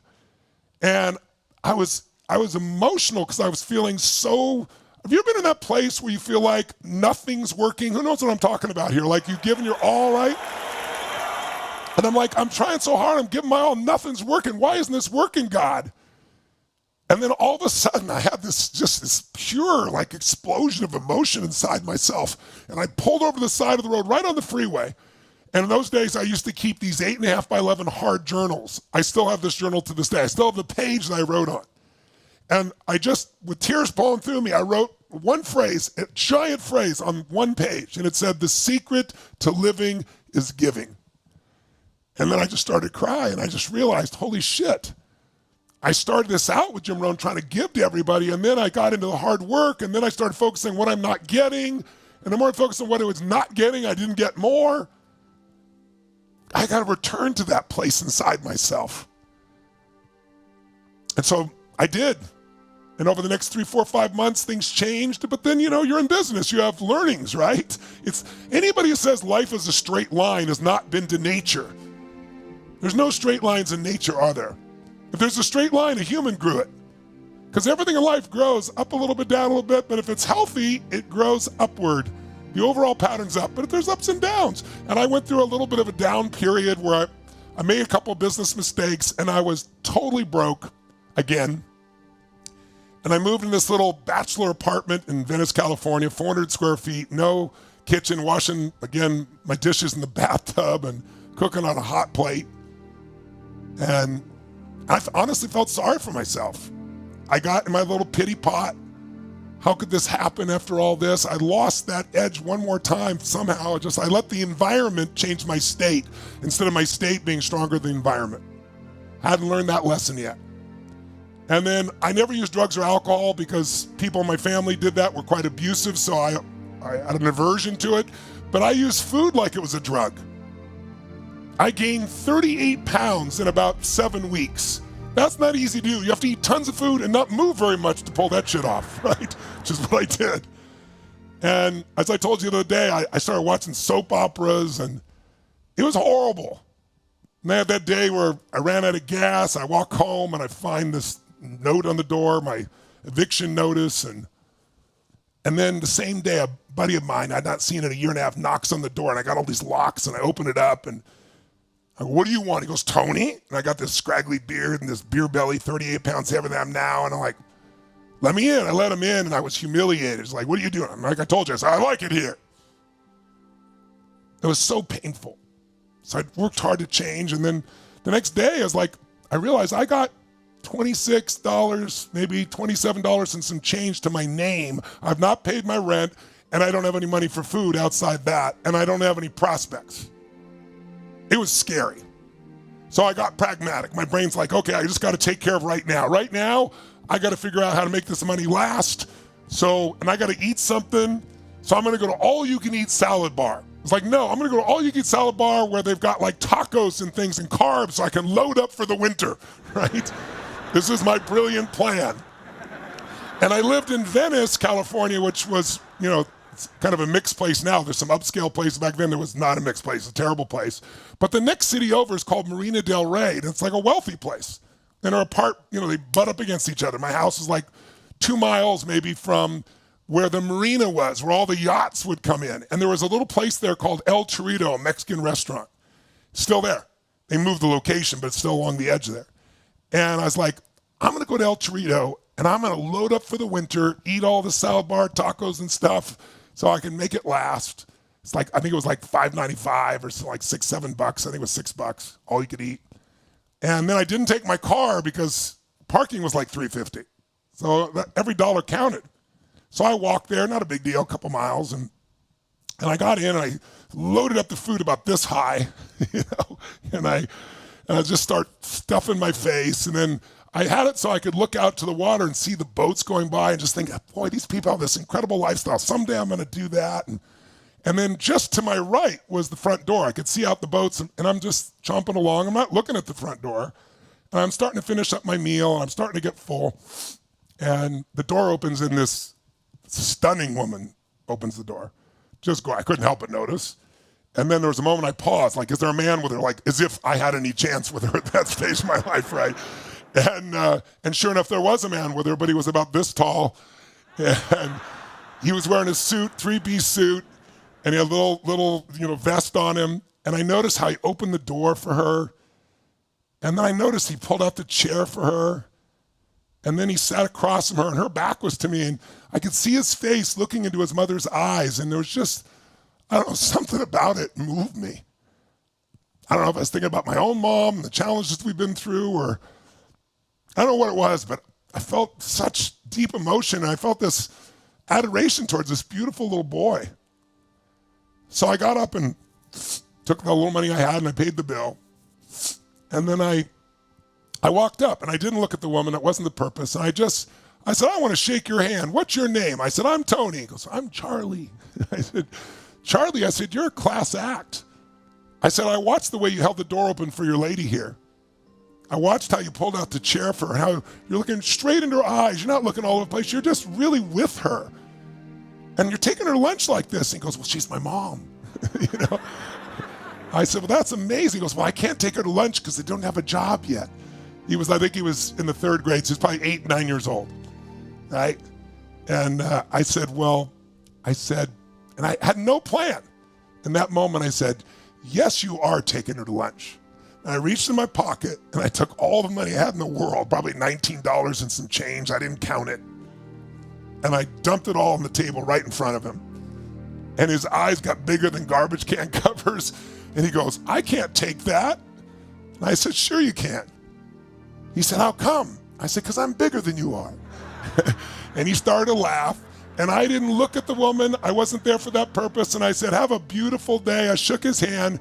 And I floated out of the building. And the guy goes, where's your car? And I'm like, oh, I realized I don't have a car. So I was like this stupid white guy skipping down the street, if you can imagine, filled with joy, when I should have been freaking out. I have no money even for my next meal, much less paying my rent. And I went home, and I could never remember a place where I didn't feel that scarcity, that pain, that fear. I had no fear. That I went to sleep, and I woke up the next day, and I wasn't scared. There was no fear. It was weird. No money, no food, no idea where I'm going to go, nothing, zero. I just gave it all away. And I remember I was going through the snail mail, because those days we didn't have email, didn't exist. And it's bill after bill after bill. I felt myself dropping in energy, and then all of a sudden, there's this letter there. It's a personal letter, and I popped it open, and it's from this friend of mine that I'd loaned money to when he was in a really rough place. I didn't have a lot of money, but he was in a horrible place, and I loaned him $1,100, which would be like $1 million plus today, for me back then anyway. And then he was supposed to pay me back in 2 or 3 months, and it had been a year and a half. And now I was in a tough place, and I called him day after day. No response. And then I got this letter, and as I'm reading the letter, it says, Tony, I'm so sorry. You were there for me when I needed it. I've not been there for you. I'm embarrassed. I owe you this. I finally got the money together. I owe you $1,100, but I put $1,200 in just for interest. I'm so sorry. And in those days, $1,200, I could live a month on $1,200. And so I felt this just incredible euphoria. And then I just started crying uncontrollably. And I thought, what am I crying? I'm not sad, right? What is this? And I realized it was more like grace tears. Do you know what I mean? And I was just like, why did this happen? And as humans, the good news, we get to decide why things happen. We get to decide the meaning. So I made a decision that day that changed my life forever. I decided why this happened is because I did the right thing. I didn't do it for stars on my chart. I didn't do it for the woman's attention. I didn't do it for virtue signaling. I just felt was right, and I gave everything I had. I didn't think about myself. And then I experienced this freedom that I'd never felt in my life. Because for the first time, scarcity was gone. For the first time in my life, I taught my brain by giving that money away that there will always be more than enough. And then what happens? The next morning, I get a check for $1,200. I don't know if that's true, but I believe it. And because I believe it, that day changed my life like nothing else. It made me reinforce the part of my soul and spirit that knows the secret to living is giving. And as I said, I've been through so many things in my life that were so scary, so painful, but I've never gone back to that scarcity, never, ever again. If you'll give when it's hard, if you won't give the dime out of the dollar, if you're not going to give 1 million out of 10 or 100 million out of 1 billion, forget it. But if you'll give when you feel there's nothing left, you're going to discover on the other side is no more fear. And what really stops us, my friends, what stops everybody from grabbing the opportunity is the fear. And I'm not enough. I don't have the time. I don't have the money. I don't know the people. I don't know the things. I don't know where to start. It's all BS. Trust your spirit. Trust your soul. And the rewards are beyond imagination.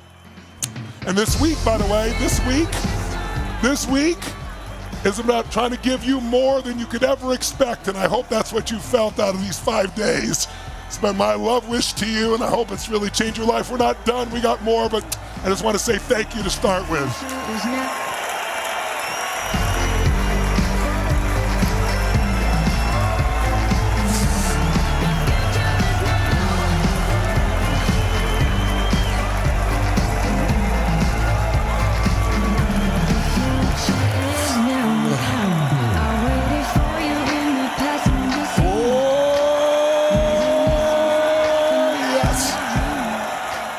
So I hope you felt served. We've got 2 more gifts for you here, so don't go anywhere. But I hope today that you don't let this be the end. I hope you let this be the beginning. And I hope you'll join me and let me have the privilege of serving you for 4 days and nights, and you'll get over whatever would normally stop you. And I promise I will not betray your trust. I will over-deliver as I always do. And it'll be 4 days you'll never forget. So I hope I get to see you Unleash the Power Within. And I know many of you have already signed up. I look forward to seeing you then.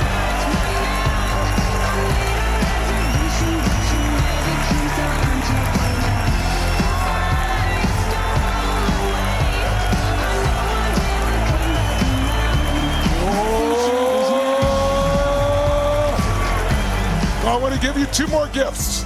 Brief, but really important, so please stay with me here for the end here. The first gift is I want to introduce you to a friend of mine who's going to take you through a quick process so you really close the gap. And I'll tell you a 2-second story about this man. He's chosen family for me now, but I'm almost embarrassed to admit somebody wanted to introduce us years ago. We've been friends for about a decade and a half or so now, I think. And he said, you got to meet this guy, and he really wants to meet you. And he got your stuff 20 years ago, and he's really built his career and done $1 billion in business, and he's a great guy. And I said, well, who is he? He told me his name, and he goes, he has these infomercials. And you know what's so silly is when I started out, I was trying to reach people, and I didn't want to go like just write a book and go work for corporations doing hour speeches, because you're not going to change somebody's life in an hour. So I was like, I'm going to build it. I'm going to create it my own, and people come to it. But in order to do that in the very beginning here, I had to get my message out. And so I saw these silly infomercials with people saying, you get rich easily here. And they'd show this stupid stuff that really doesn't work. And it was annoying, but I thought these people are still on the air, so people are responding. Imagine if you did something real that would move people, and I could have President of the United States do the endorsement and a great athlete. I'm not paying them to say it. They'll tell people he's the real thing. And then maybe I could reach more people. And I did it, and it worked. And literally for about a decade and a half, how many of you ever saw one of those old infomercials that I did? Anybody old enough to have seen those? We were on the air in North America every 30 minutes, 24 hours a day, somewhere in North America for about a decade and a half. And it brought me the President of the United States as a client, Andre Agassi. So it was really great. But I hated that guy, the infomercial guy. I hated that, right? Because what was infomercials, I'd be between spray-on hair and fake diamonds, right? Something like that. I hated it. So I hated when somebody said that, but ironically, when he said he does these infomercials, I thought, oh, an infomercial guy, right?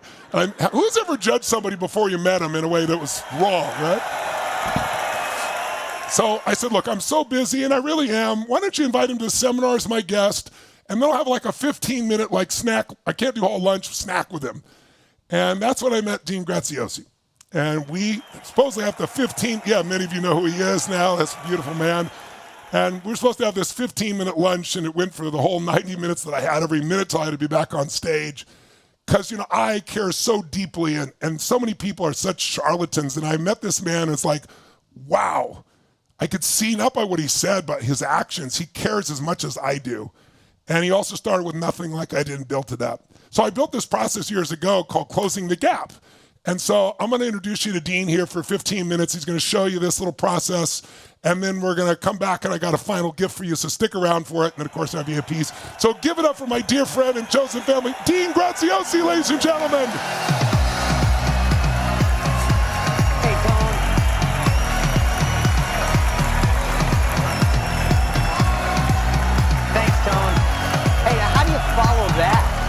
Right? You had me in tears over here. I had to get in a better shape. Hey, everybody, I've been watching you guys play full out for 5 days straight. Amazing, amazing. Before we go any further, I do have a tool that I want to share with you that I originally got from Tony, and I fine-tuned it. And it's just a tool I use. I've been using it now for, over 20 years, 2 decades. And I would bet to say this one tool is probably my biggest unfair advantage of anything I've ever done. So I can't wait to share it with you. But Tony got in my heart, and I wanted to just share a quick little story because I believe it makes it easier when you see that we're on the same boat, or maybe where you're sitting today. Sometimes it's hard to look out and see where you're going. But if I kind of back up a little, 25 years ago when I got to meet Tony through an infomercial in the middle of the night. It's why I'm in this business. But 25 years ago, maybe this sounds familiar. I was just someone who knew they were meant for more. I don't know any better way to explain it. Who in here right now, I can see so many of your beautiful faces. Who in here knows for a fact you're meant for more? Put it in the chat. I get to see Google or YouTube chat and Facebook chat and all your faces. And I can remember being told by family, you're a dreamer, get real, all those things. And there was something that Tony spoke into my heart. I felt like he was talking directly to me. And it was the first time I ever cut a check for information, right? I paid, and I couldn't wait for the tapes. This is how long ago it was. It was cassettes, and I had a little Sony Walkman with the earbuds. And I remember, yeah, that's how long ago it was. And I remember, it's probably 25 years ago, I remember listening to every single word, and it released me. And not only did I feel I was meant for more, I knew I could do more. I realized my past could be my fuel, not my anchor. And all the amazing stuff you've learned here, and all the things so many of you are going to learn at UPW, and it shifted my life. But there's two important pieces I want to tell you out of that before I get to this quick tool. One, I wrote down in my journal 25 years ago that someday I wanted to meet Tony, thank him, and maybe we do business together. And crazy how the world works. 12 years ago, that story is true. Someone introduced us. We spent 90 minutes. Then he invited me to his house, and 2 weeks later, I was at his house, and we spent the whole day on the beach. Sage, his beautiful wife that you guys got to meet yesterday, kept bringing us food, and we had this amazing conversation. And here's what I want to tell you. The man that you know, some of you for the first time, 70% of you are brand new to Tony's world. How amazing is that? Some of you are meeting him for the first time. There's an old saying that sometimes you have to be careful when you meet your heroes. Because we set these expectations of people, don't we? Anybody ever set their expectation of somebody and you meet them and they're like, wah, wah, wah. I see you, Clint and Kristen and Ashley and Francis raising your hand. I got to meet Tony, and I want to tell you, the man you think you know for the last 5 days is exactly the man he is, but maybe more. He does more for people when no one's watching than anyone I've ever met. He's inspired me to be a better man, inspired me to be a better husband, a better leader, and I'm so grateful he's in my life. So I know he's still watching. I love you, brother.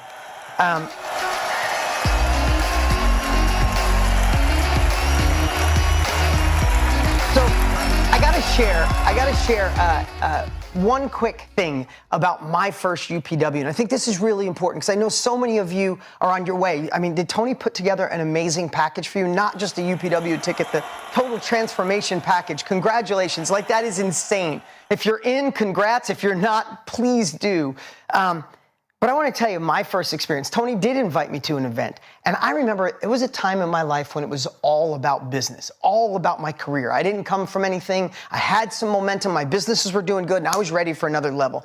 So I remember going to UPW saying, I'm going to get next level, business experience. In fact, you guys might know this, Mark Benioff, who started Salesforce, a multi-billion-dollar company. He designed the whole thing at Unleash the Power Within. So I'm like, all right, I'm going to get my business unfair advantage. But here's one thing I learned.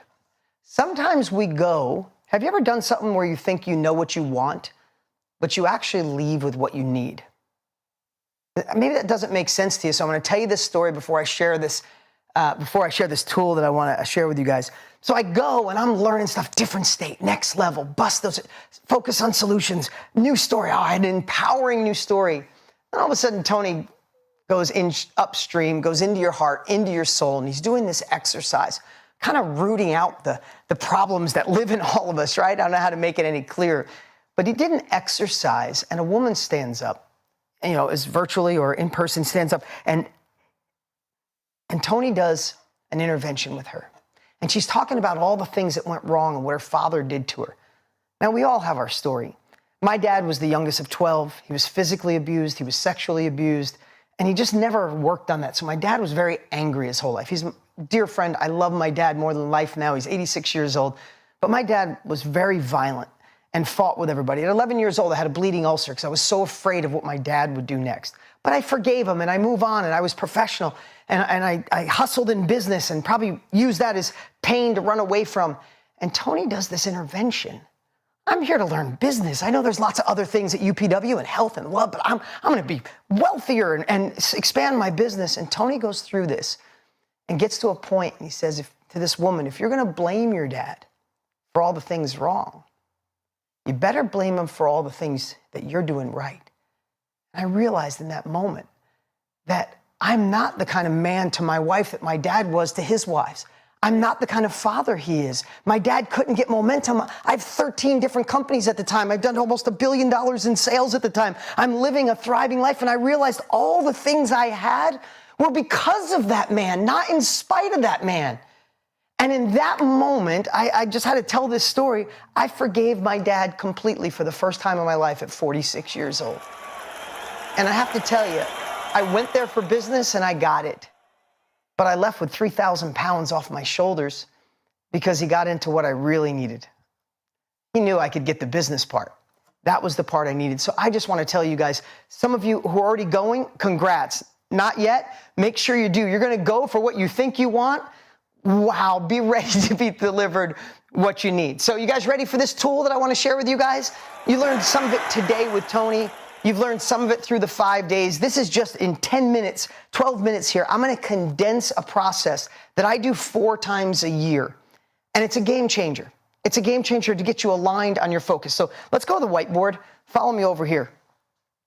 How I start this process, and Tony did this today, so it was one of your questions earlier, but you got clarity on where you are. Right? If you have GPS in your phone and you're going to travel someplace, you need a starting point, don't you? Right? You can't drive from New York to Florida if you're here in the States until you know where you are in New York. You need a starting point. And to me, where you are to me means all change starts with being honest. Tony shared that earlier. But all change starts with being honest, meaning so many people you meet go, I'm blessed. I'm grateful. Hell yes, we should all be blessed, and we're all grateful. 165,000 people a day die. If you Google it, that's the number. We're here. Like Jocko said, our hearts are still beating. Of course we should be blessed and grateful, but it doesn't mean we should settle. If you're here, there's another level of happiness, joy, abundance, income, freedom that you want. Is that true? If it wasn't true, you wouldn't be here. You'd be doing something else on a Saturday, right? So what I love is if here should be, where are you with complete honesty?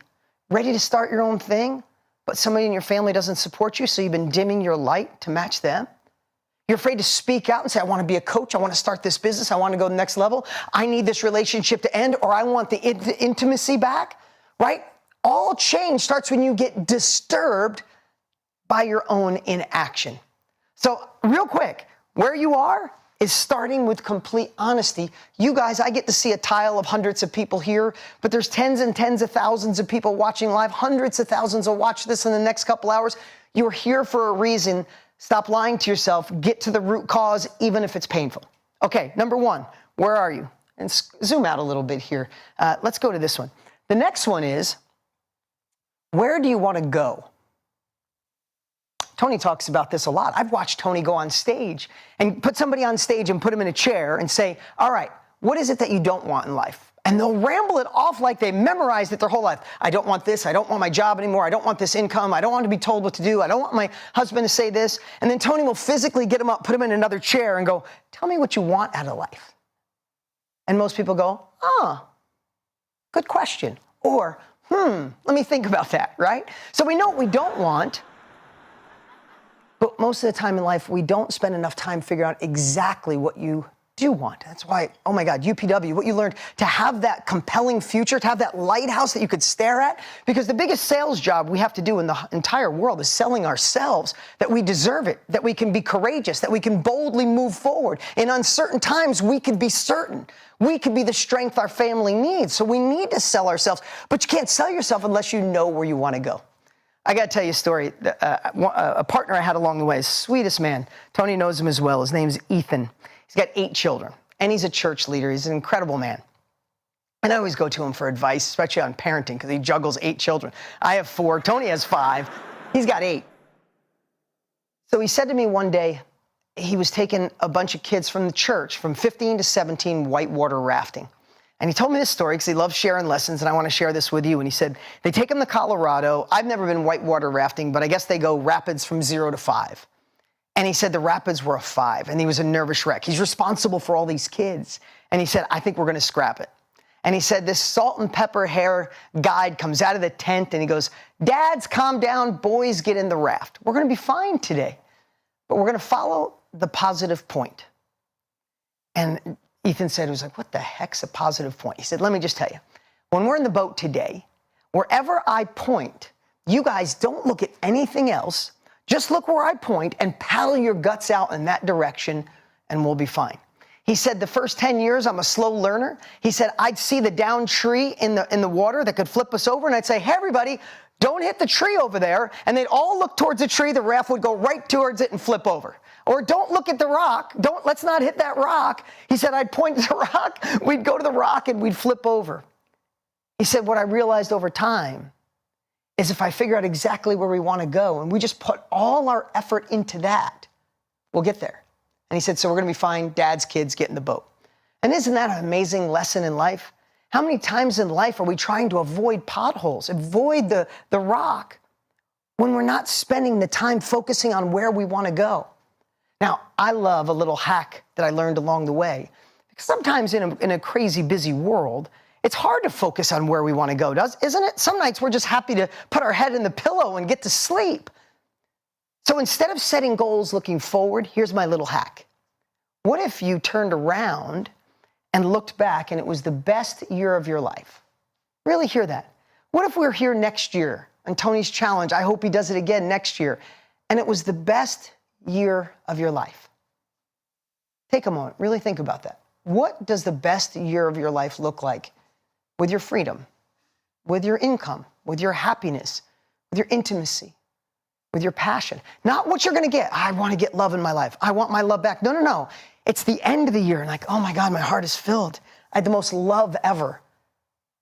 I had the most control of my calendar ever. I look better than I've ever looked. I walk in a room and everybody wonders how the hell I look so good. That's the way we get the opportunity to, instead of looking forward, we look back on the best year. Now, I'm going fast here today, but I would suggest you go through that and write down, what would the best year of your life look like? Is it freedom, time, love, income, career, business? This is my little hack that I'm sharing with you in 12 minutes. It's so much of what Tony taught me over the years, and it's my quick hack to get me straight. Because I want to know where I am and where it is I want to go at all time.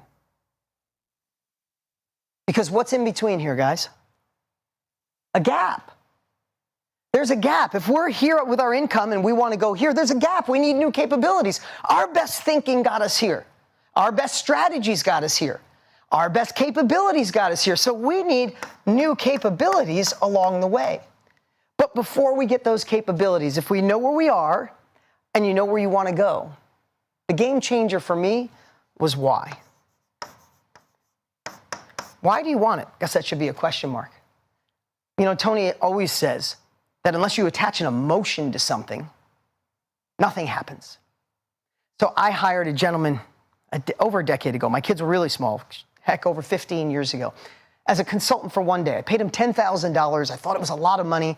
And I hired him to help me get my students more results. I wanted more people doing what you are here today, to take action, not just listen. Listening to Tony is great. I hope you guys had some amazing inspiration, some motivation, but you want transformation. You got to lock this in. You got to take uncomfortable action. You got to be disturbed in action. You got to get to UPW. You got to take whatever it takes to move forward, because dreaming is not enough. So I hired this gentleman to come in and I said, help me get more results for my students.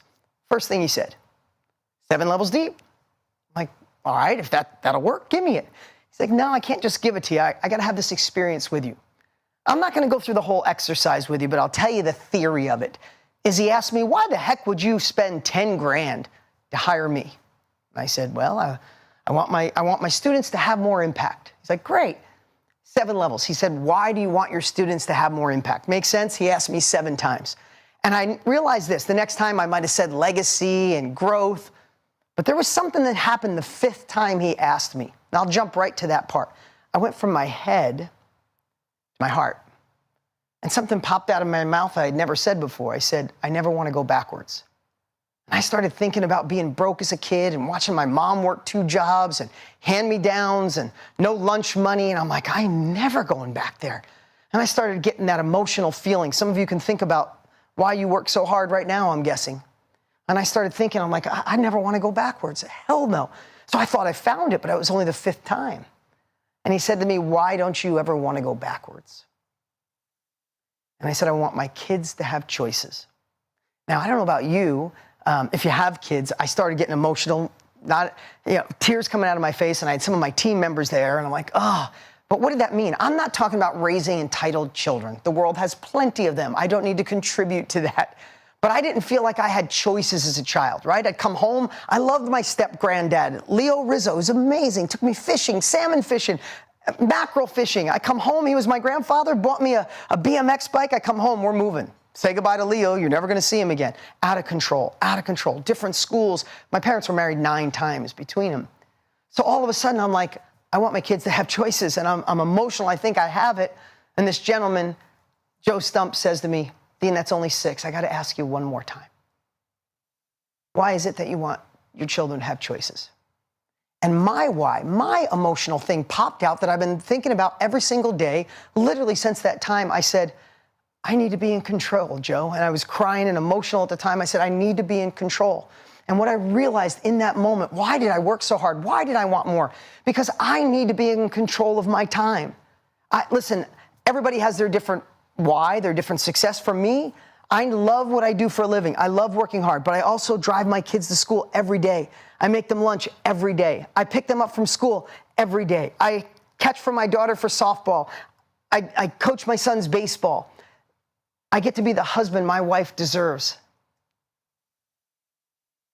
Nobody can tell me that I can't do that, or it's not on my calendar, or you got to come into work early. I had to be an entrepreneur. I had to do my own thing. I had to be massively successful so nobody could tell me what to do when, because I would rather die than not be there for my children. I would literally give up everything if I couldn't coach Little League or catch for my daughter when she pitches, when she practices twice a week. So I know my why. I need to be in control of my calendar. And I don't care how much money you think it is. When you dig in and understand why, nothing gets in the way. You don't need a time management system. You don't have to worry about procrastination. If your why is big enough and you know where you are and where you want to go, and if you're in your heart, there is nothing that can stop you. So I know this is the stuff you've been learning from Tony better than anyone on the planet. This is the man that gets it. And those of you, like I said, going to UPW and a part of the transformation package, oh my God, you get to anchor this stuff in for life, for true transformation. But when you can really understand why you want it, there's only one thing left. If you're here, want to go here, and you know why your heart wants it. The next thing is, how are you going to get there? How? Most people dream, oh, I see my bigger future. I'd like to make more, impact more. Oh, I'd love to have control of my calendar. Oh, I'd love not to have this old thing burden me. I'd love not to be thinking that my dad, what he did to me when I was a kid, or why that person was unfaithful to me and left me. I'd love not to dim my glow. How? Sometimes how can really freak you out. I want more. I feel it. I see it. I want it, but how do I get there? So I'm going to share something with you, my biggest breakthrough ever in this exercise. About 10 years ago, I changed it to not only how, but who. Who has already been there? Who can help me gain these capabilities to overcome those obstacles, forgive my dad, be better with my emotions, focus on solutions, know that life happens for me, not to me, so I can create a new identity, so I can anchor in the values of the man I want to be and the one I'm becoming. Who can give me those values in my life? This who has been Tony Robbins so many times over. The how has been things like Unleash the Power Within. I've been to 12, and I'm speaking at this one. Can't wait to see so many of you. So I want to share with you, I'm not trying to simplify going to your next level, but so many times in life, don't we complicate it? You're here. You want to go here. Your best thinking got you here. Your best capabilities got you here. You need to craft a compelling future. You need to get in your heart on why the hell you want it, and don't let anybody or anything or any emotion or stupid imposter syndrome get in your way. And then you got to learn from someone who's already been there. I don't know anybody that's better at modeling or identifying patterns and then sharing through his heart as Tony Robbins. So come back over here. So if today it sounds like I'm trying to give you a cool tool that changed my life, I am. But if it also sounds like I'm trying to enroll you to take action, I am as well. Because I know the end result of making this not the end of 5 days, but the beginning of real transformation. And it takes a little work. It takes more than 2.5 hours a day. So who's ready for another level of life? Who's ready to take this to a whole nother level? Make 2023 the best year of your life. It doesn't happen by accident. We got to do the work. And here's the cool part. What Tony's offering today, you have the opportunity to not only get the unbelievable Unleash the Power Within ticket to the event, the silver ticket, the upgraded ticket. You have the opportunity to go to all 4 days, to take this to a whole nother level. 10-hour days of total immersion. You'll never be the same. I promise you'll say that a lot while you're there, but you will never be the same after this. You'll get what you want and what you need. But this year, with the total transformation package, he's given you the preparation event, the workshop to prepare to get the most out of the event, get the most out of the year. And then when the event's over, you're going to get a workshop on making sure you implement and staying in the game. And oh my God, the financial package that he put together, I don't care if you have $10 in savings or you got 10 million everywhere in between. He put the experts to show you how to manage and understand finances in a shifting economy. You get the ultimate edge, the course that I bought 25 years ago.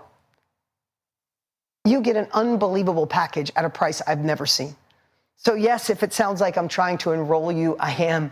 You get the opportunity to get all of that for $485, and he even has a multi-pay. I did the math. It's like less than $10 an hour while you're at the event. I think you're worth it. Your next level's worth it. Be disturbed within action. Gain the capabilities. Take that uncomfortable action.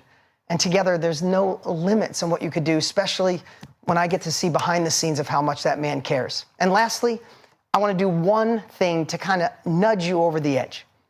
I got to share with you here in 18 minutes. I get to spend an hour with you at UP to unleash the power within. But I want to do something to kind of nudge you to take action right now. We're going on a break here in just a minute. But I have two trainings that are my favorite trainings for this time in history. One is called Productivity Mastery. You should write that down. How do you find more time in a day?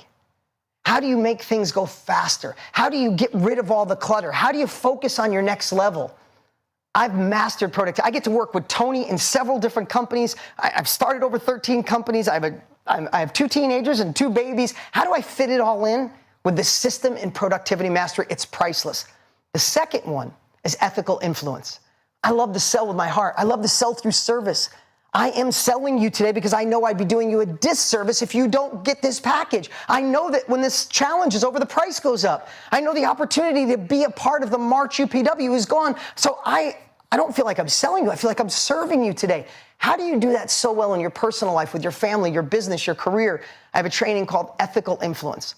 For those of you who go to upw.com today before midnight, I'll include both of those as my special bonus of saying, let's do this. Let's show up at UPW and play full out. Guys, I appreciate you so much. Thank you, thank you, thank you. I can't wait to see so many of you at UPW. Do me a favor. When you get enrolled on this break, say, Dean, I'm in the chat. I'll see you soon.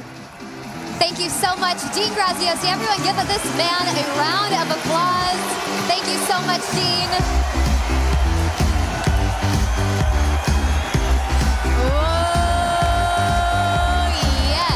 You heard the man. He also gave such an incredible, amazing bonus. And I want to recap for you. We are going to go on a quick 7-minute break, and then we have Tony Robbins coming back, so don't go anywhere. But this is your moment to get enrolled into Unleash the Power Within. This is how you take this from information just sitting in your mind this week and moving it into your body, making this real. So I'm going to put up a visual just for all of you. Some of you, it's your first time here to see what you're getting included in the 2023 Total Transformation Package. So I'll pop that up right now, but you're not just getting the legendary 4 full days with Tony. That's like 4 days, 50 hours. It's like $9 a day. You're also getting a pre-session, a post-session, Tony's Ultimate Edge training program. That's like $300 of value, but you get that as soon as tonight. So he wanted you to have something that you could start today and use for the next 47 days until the event begins. And then not only that, you're also getting this incredible bonus from Dean and Tony and the Financials Fundamental Package. You cannot beat this deal. It's about $2,000 of real value, and only for you at the challenge, it's $495 or a 3-pay of $183. So we're going to take a 7-minute break, and then we've got a really juicy ending here. So make sure to come back. We've got Tony Robbins. Get yourself enrolled, and then put I'm in the chat box. So Tony, myself, so we can all celebrate you in this incredible decision to unleash yourselves. We'll see you in 7 minutes.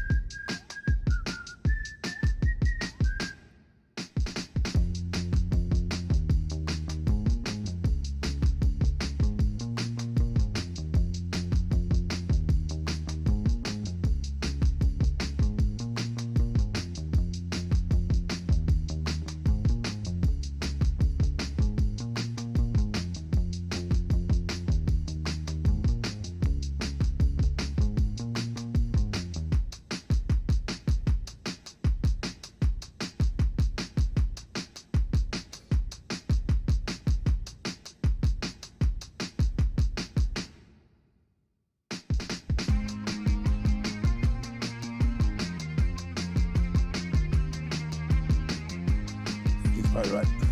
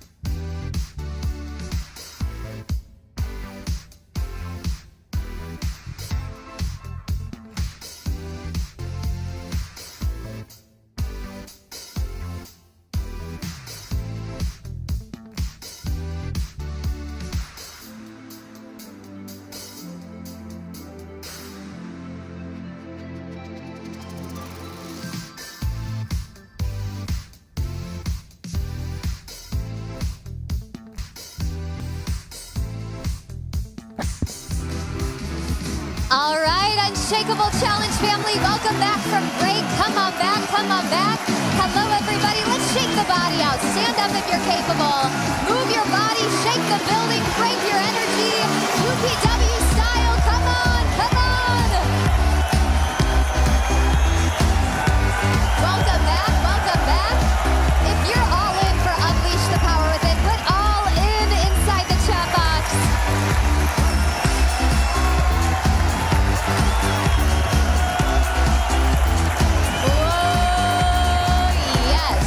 Listen, we want to congratulate you. Tony's coming back here in just a moment, but we want to take this time to say from the bottom of our hearts, congratulations to all of you that decided to make your life a masterpiece. Not let this end here, but go all the way in for immersion at Unleash the Power Within.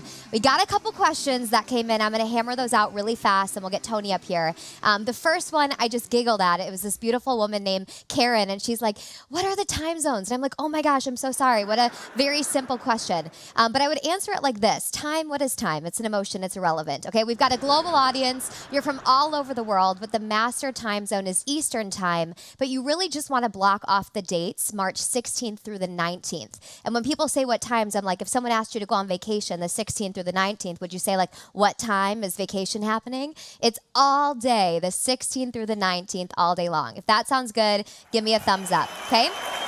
And the second thing to know is this will sell out. I say this every time, we host a challenge. I don't even know if we'll host another one of these, but it will. We have the limits of technology, and there's always that person that slides a message like, I didn't know you were being serious. And I'm like, if we weren't, we would have called it upwlater.com.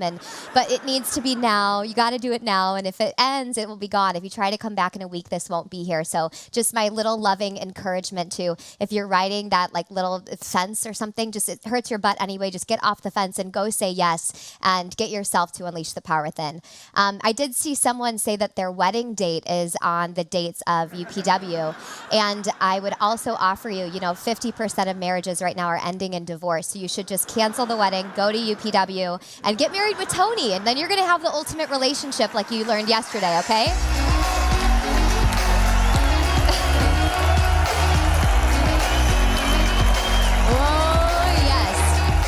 Point of this is don't settle for inspiration. The root, if you know one thing from this, it's that these 5 days are educating you. It's giving you knowledge. But if your knowledge leads to knowledge and you've got, what they call shelf education, where is this going to enter your life? We want to infuse it into your DNA and into your body so this is a part of you and it's real. And you can do that for like $9.16 an hour at the legendary event that Tony's been doing for the last 4 decades, changing lives around the world. So if you're wondering why I'm so excited and passionate and I've been sharing my energy with you every day, it's because this work has changed my life. I met Tony in 2018. That was my first Unleash the Power Within. And I paid, by the way, $1,495. So I did a lot to get myself to that event, and I took my mom with me. And we went together, and it completely transformed my life. When I say that I have life before Tony, BT, and then after Tony, it's because something turned on. It was an opening. It was an awakening. It was a discovery process of myself that I'm still very much so on this day. But I owe everything to this man over there because my life started. My life began. And yeah, truly. And I'm grateful to each and every one of you that I just get to be with you and share with you and encourage you and help you and answer your questions because I know you're on your unique path, but I don't believe there's an accident that you're here. I believe it's on purpose. And if there's anything I can do to support you to have a yes, it is my duty to help you get there. I hope all 1.3 million of us, well, we can't, but you got to go at some point, okay? Every single one of you. And then one more question came in was someone so sweet saying, I want to bring my significant other, but they want no part of this. What do I do? Can anyone here relate to that, by the way? Do any of you have someone in your life these last 5 days that you've been thinking like, if only they were here experiencing this, or you're calling them like, babe, you better come over here. And they're like, don't tell me what to do. And there's a lot of dynamics at play, right? And I giggled at this question because it reminds me a lot of a journey in my own life. When I met Tony, it was such an explosion of life that I was so overwhelmed. I was telling everyone, like my friends and my family and like my Uber driver, I'd be like, he's like, you're going here. And I'm like, do you know Tony Robbins? And it was just getting to be too much. And the one person that I really pushed it a bit too far was my father, was my dad. And those of you with parents that you love so much, you know, my dad's, for context, in his 60s, we're 100% Greek, and he is the man of the house. So do you think Greek dad, man of the house, wants his sweet daughter to come over and say, Dad, you should do that. You should go see this Tony Robbins guy. You know, your business and your thing with Mom, and you're not really skiing anymore. You're not like hanging out with the friends. I'm like, you could go to Tony Robbins. Like it could be, and he was just not having it. But obviously, who wants their daughter to tell them what to do? And I was doing all the wrong things, like criticizing and controlling, and everything you learned yesterday. And my dad finally kind of snapped at me and unleashed. And I had asked so many times that there was one moment, it was coming from a good place, it was innocent, right? Like I knew he has the second chapter of his life and he could do something with the business, maybe sell it. He could be traveling, he could be skiing, he could be awakened to the possibilities of this beautiful, it's only halftime. And so innocently, I wanted that for him more than he wanted it for himself. And I pushed just a little too hard. And one day he just said, I'm never going to unleash the power within, never ask me again. And there was a couple, F-bombs in there as well. And it feels humorous, but it tore me to shreds. It was humiliating and embarrassing, and I worked really hard because I love my dad, and I wanted him to have this experience, and I felt deeply hurt. I really believed there was no way he would ever go. And I'm so glad that I have a mentor over here who taught me that it takes 7 no's to get to a yes. And I maybe asked like 4 times. So I'm like, my God, I got to muster up some kind of courage in me to go for it one more time. And innovating is what you need. If you want to influence someone else, you've number one, got to go yourself. So anyone here that wants to influence a loved one, a partner, a romantic relationship, if you want to influence someone else, the only way to do it is to focus on you, to look into you, to go first, to be the lighthouse. And the second way to do it is to get scrappy and innovative. So I tried a new approach, the really sweet daughter approach. And I said, Dad, I'm going through a lot. Would you be willing to come with me to and unleash the power within, just to support me? I don't need you to like listen to the content or do any of this stuff, but could you just be there with me and support me through it? And he immediately grabbed his phone and booked a ticket and came with me to the next event. Don't cheer yet, okay? He had Southwest Airlines, so you could cancel at any moment. But he also complained the entire time. We got there, and people are just like, the energy is just electric. It's people that are in love with their life, and for a lot of us, we forgot what that feels like. My dad's like, I don't trust these people. What are they? They're all this energy, and what's going on? And I was just so happy that he was there. I was so deeply happy. Like those of you that had your significant others like lurking in the background, and finally on day 3 they showed up at this challenge, and now they're all Tony fans. Like that feeling that you probably felt. I was so happy. I'm like, if he could just get in the room. This man spent his entire lifetime figuring out how a human being can transform, and we get the gift, the privilege of listening to the seminar, reading the freaking book that somebody else spent their life figuring out how to do. And my dad's in the room. Like this is the moment. And the 3rd day of the event, the biggest day, the reason you go to transform yourself. I'm like, this is it. I'm looking for my dad. I have binoculars. It's like this big room, and he's nowhere to be found. And I'm like, he left. He's not here. He's gone. And I'm texting my mom, texting my brothers. You see Dad? Is Dad here? What's going on? I'm texting my dad. Where are you? And I'm like, my God. But like Sage says all the time, you can't judge someone for their path, but at least I opened the door. At least I gave the opportunity. And then there was this man, and I'm trying to like get out of the way so I can see, because I'm like, maybe he moved closer or something. And this man with like all this enthusiasm, which isn't surprising. It is a Tony event, but just like going nuts, right? Like just electrified energy. And I'm like, just move so I can see my dad. And that guy like turns around to look at somebody, and all of a sudden, that was my dad in the front of Unleash the Power Within, going crazy, giving his all, the number 1 participant of his own life. It's my dad.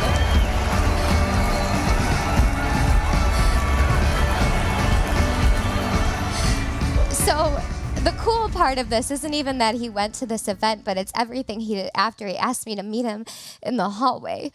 And he said to me, "Thank you for not giving up on me. For far too long, I've been a warning, and it's time to be an example." And he left this event, and it's been, I don't know, maybe 3-4 years since, and he's skiing again. He's on trips with his friends. He has like 19 ski trips booked in one season. My mom and his relationship is at a completely different level. He's out in nature. He's running. He's doing fitness like he's never done before. And I could go on and tell you a million stories of people that I know of that have been impacted by this world and impacted by this work, but we would be here for 5 more days. I don't know, maybe 5 more months. There are people from all over this globe that has been impacted, and I feel in my heart, my perspective, if you don't give yourself this gift, then you are taking away life from yourself. I'm strongly encouraging you humbly and with respect to say yes to your next chapter and your next step, and that is upwnow.com. Now, this moment, this is your life, your opportunity. I love you guys. I love you guys.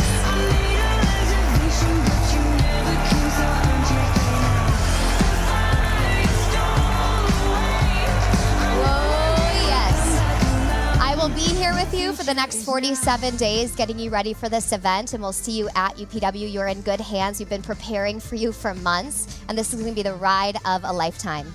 And we have $20,000 of prizes to give away, so I feel like we should do that right now. Are you up for it? All right. I'm going to share with you the first couple prizes, and then Tony's going to come back to share with you our grand prize because somebody's going to Fiji. So we've got a really big moment right now, and our first winner is going to be winning an iPad fully loaded with Tony's content and also the Ultimate Relationship Program, which is Tony and Sage's beautiful creation.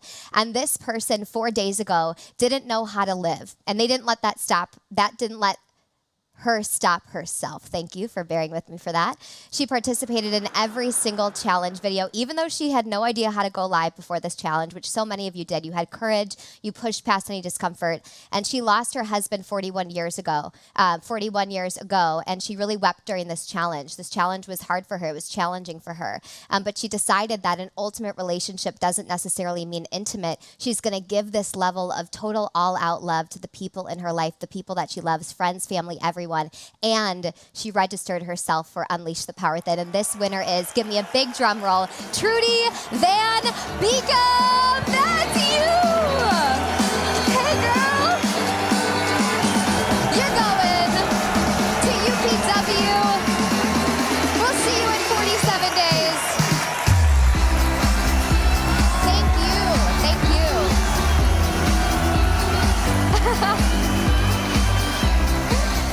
All right, stay on. Our team will connect with you, and we're going to ship that iPad right to your door. Okay, our next winner is also getting an iPad fully loaded with all of Tony's content. You guys, he spent his lifetime creating these programs, so they're go at your own pace. They're audio, and you can use them in your net time, no extra time.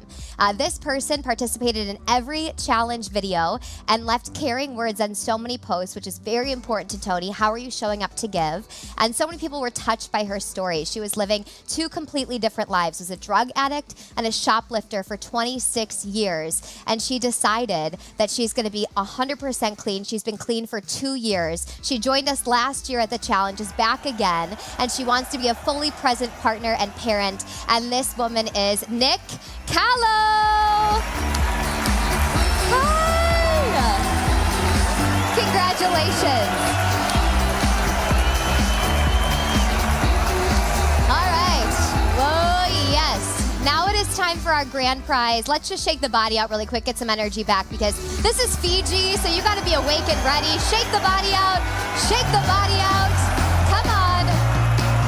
Let's see what you got.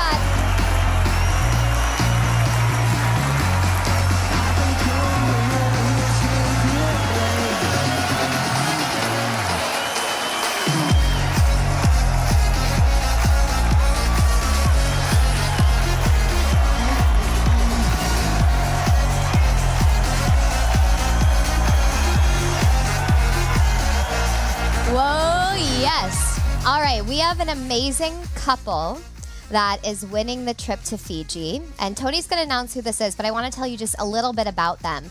They started their journey where every single one of you are right now at the 2022, so a year ago, the Ultimate Breakthrough Challenge. So 1 year ago, that was their first Tony Robbins event ever. And since then, they've done 2 Unleash the Power Within events. And by the way, if you've gone, it's time to go again. 2, this couple here. They've done Life Mastery. They've committed to Date with Destiny, some more of Tony's programs. And now they're back here again at the challenge because they believe in constant and never-ending improvement. And they've been doing all of this as a couple. Their relationship, it's been the best it has ever been. And they're also inviting friends and family to join them on this beautiful journey. They've been married 25 years. And I'm going to bring up someone really special to share who this couple is. Welcome to the stage, Tony Robbins. Thank you, sweetheart.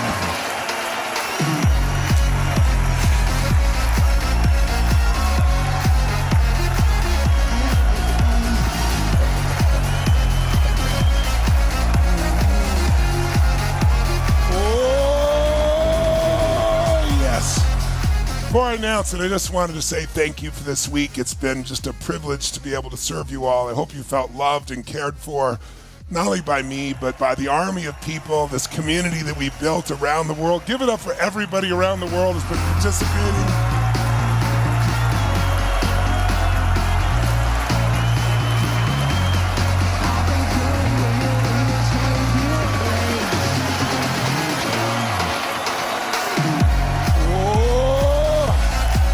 And you don't see them all here, but there's an army behind the scenes, about, I think, 26, 27 people here making this happen.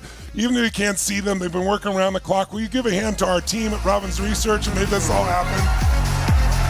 KK, to Dean, to our video crews, creative department. Thank you all. Whoa. I see so many of you going to join me, so I'll look forward to seeing you at the UPW. But I want to acknowledge Rico and Jeremy Mola. Let's bring them on stage. They are the winners of Fiji, ladies and gentlemen. Give it up for them.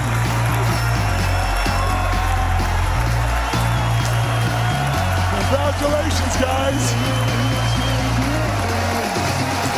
And Jeremy, I understand you've lost 60 pounds. Give her a hand. 60 pounds, ladies and gentlemen. Awesome. You guys are beautiful.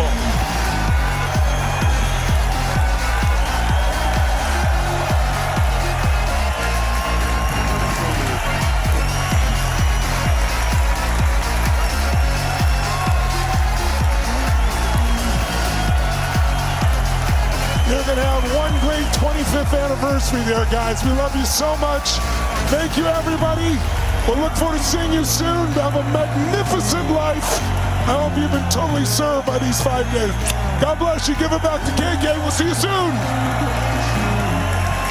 All right, let's all stand up if you're willing, and let's give a standing freaking ovation to this amazing man that has poured his heart into us for the last 5 days, Tony Robbins.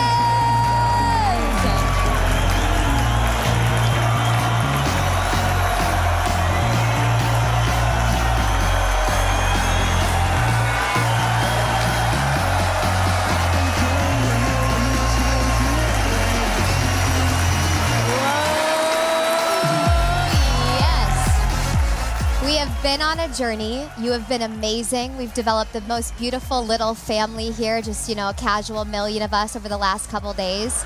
And now it is an end. It's time to come to the end of this experience, but this doesn't have to be the finish line. It's really the starting line of your life if you let it. That means a decision is necessary. Where are you going to go in this next season of your life? You could do it alone, but like, why? You could do it with Tony Robbins. So come join us, upwnow.com, 47 days. We will reunite as a family. Go get the job done and get in and put I'm in the chat box, and we will see you at the next level of your life. We love you guys so much. Thank you so much for being a part of the Unshakeable Challenge.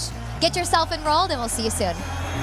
VIPs, I'll see you in 10 minutes. VIPs, I'll see you in 10 minutes.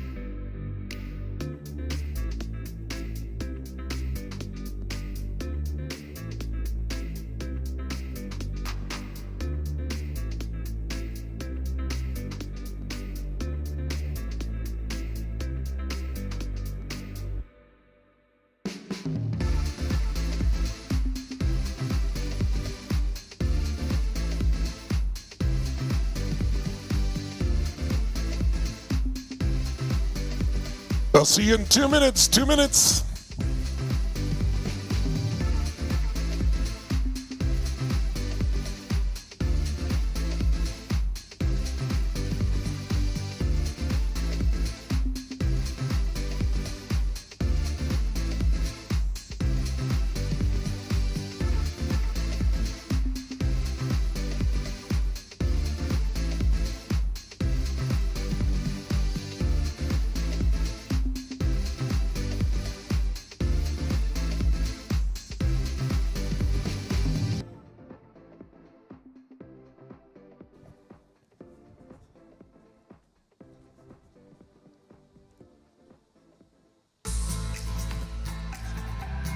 VIPs, about 1 minute. Come on back with some energy. If you're taking a break, come on back. 1 minute, and Tony Robbins is in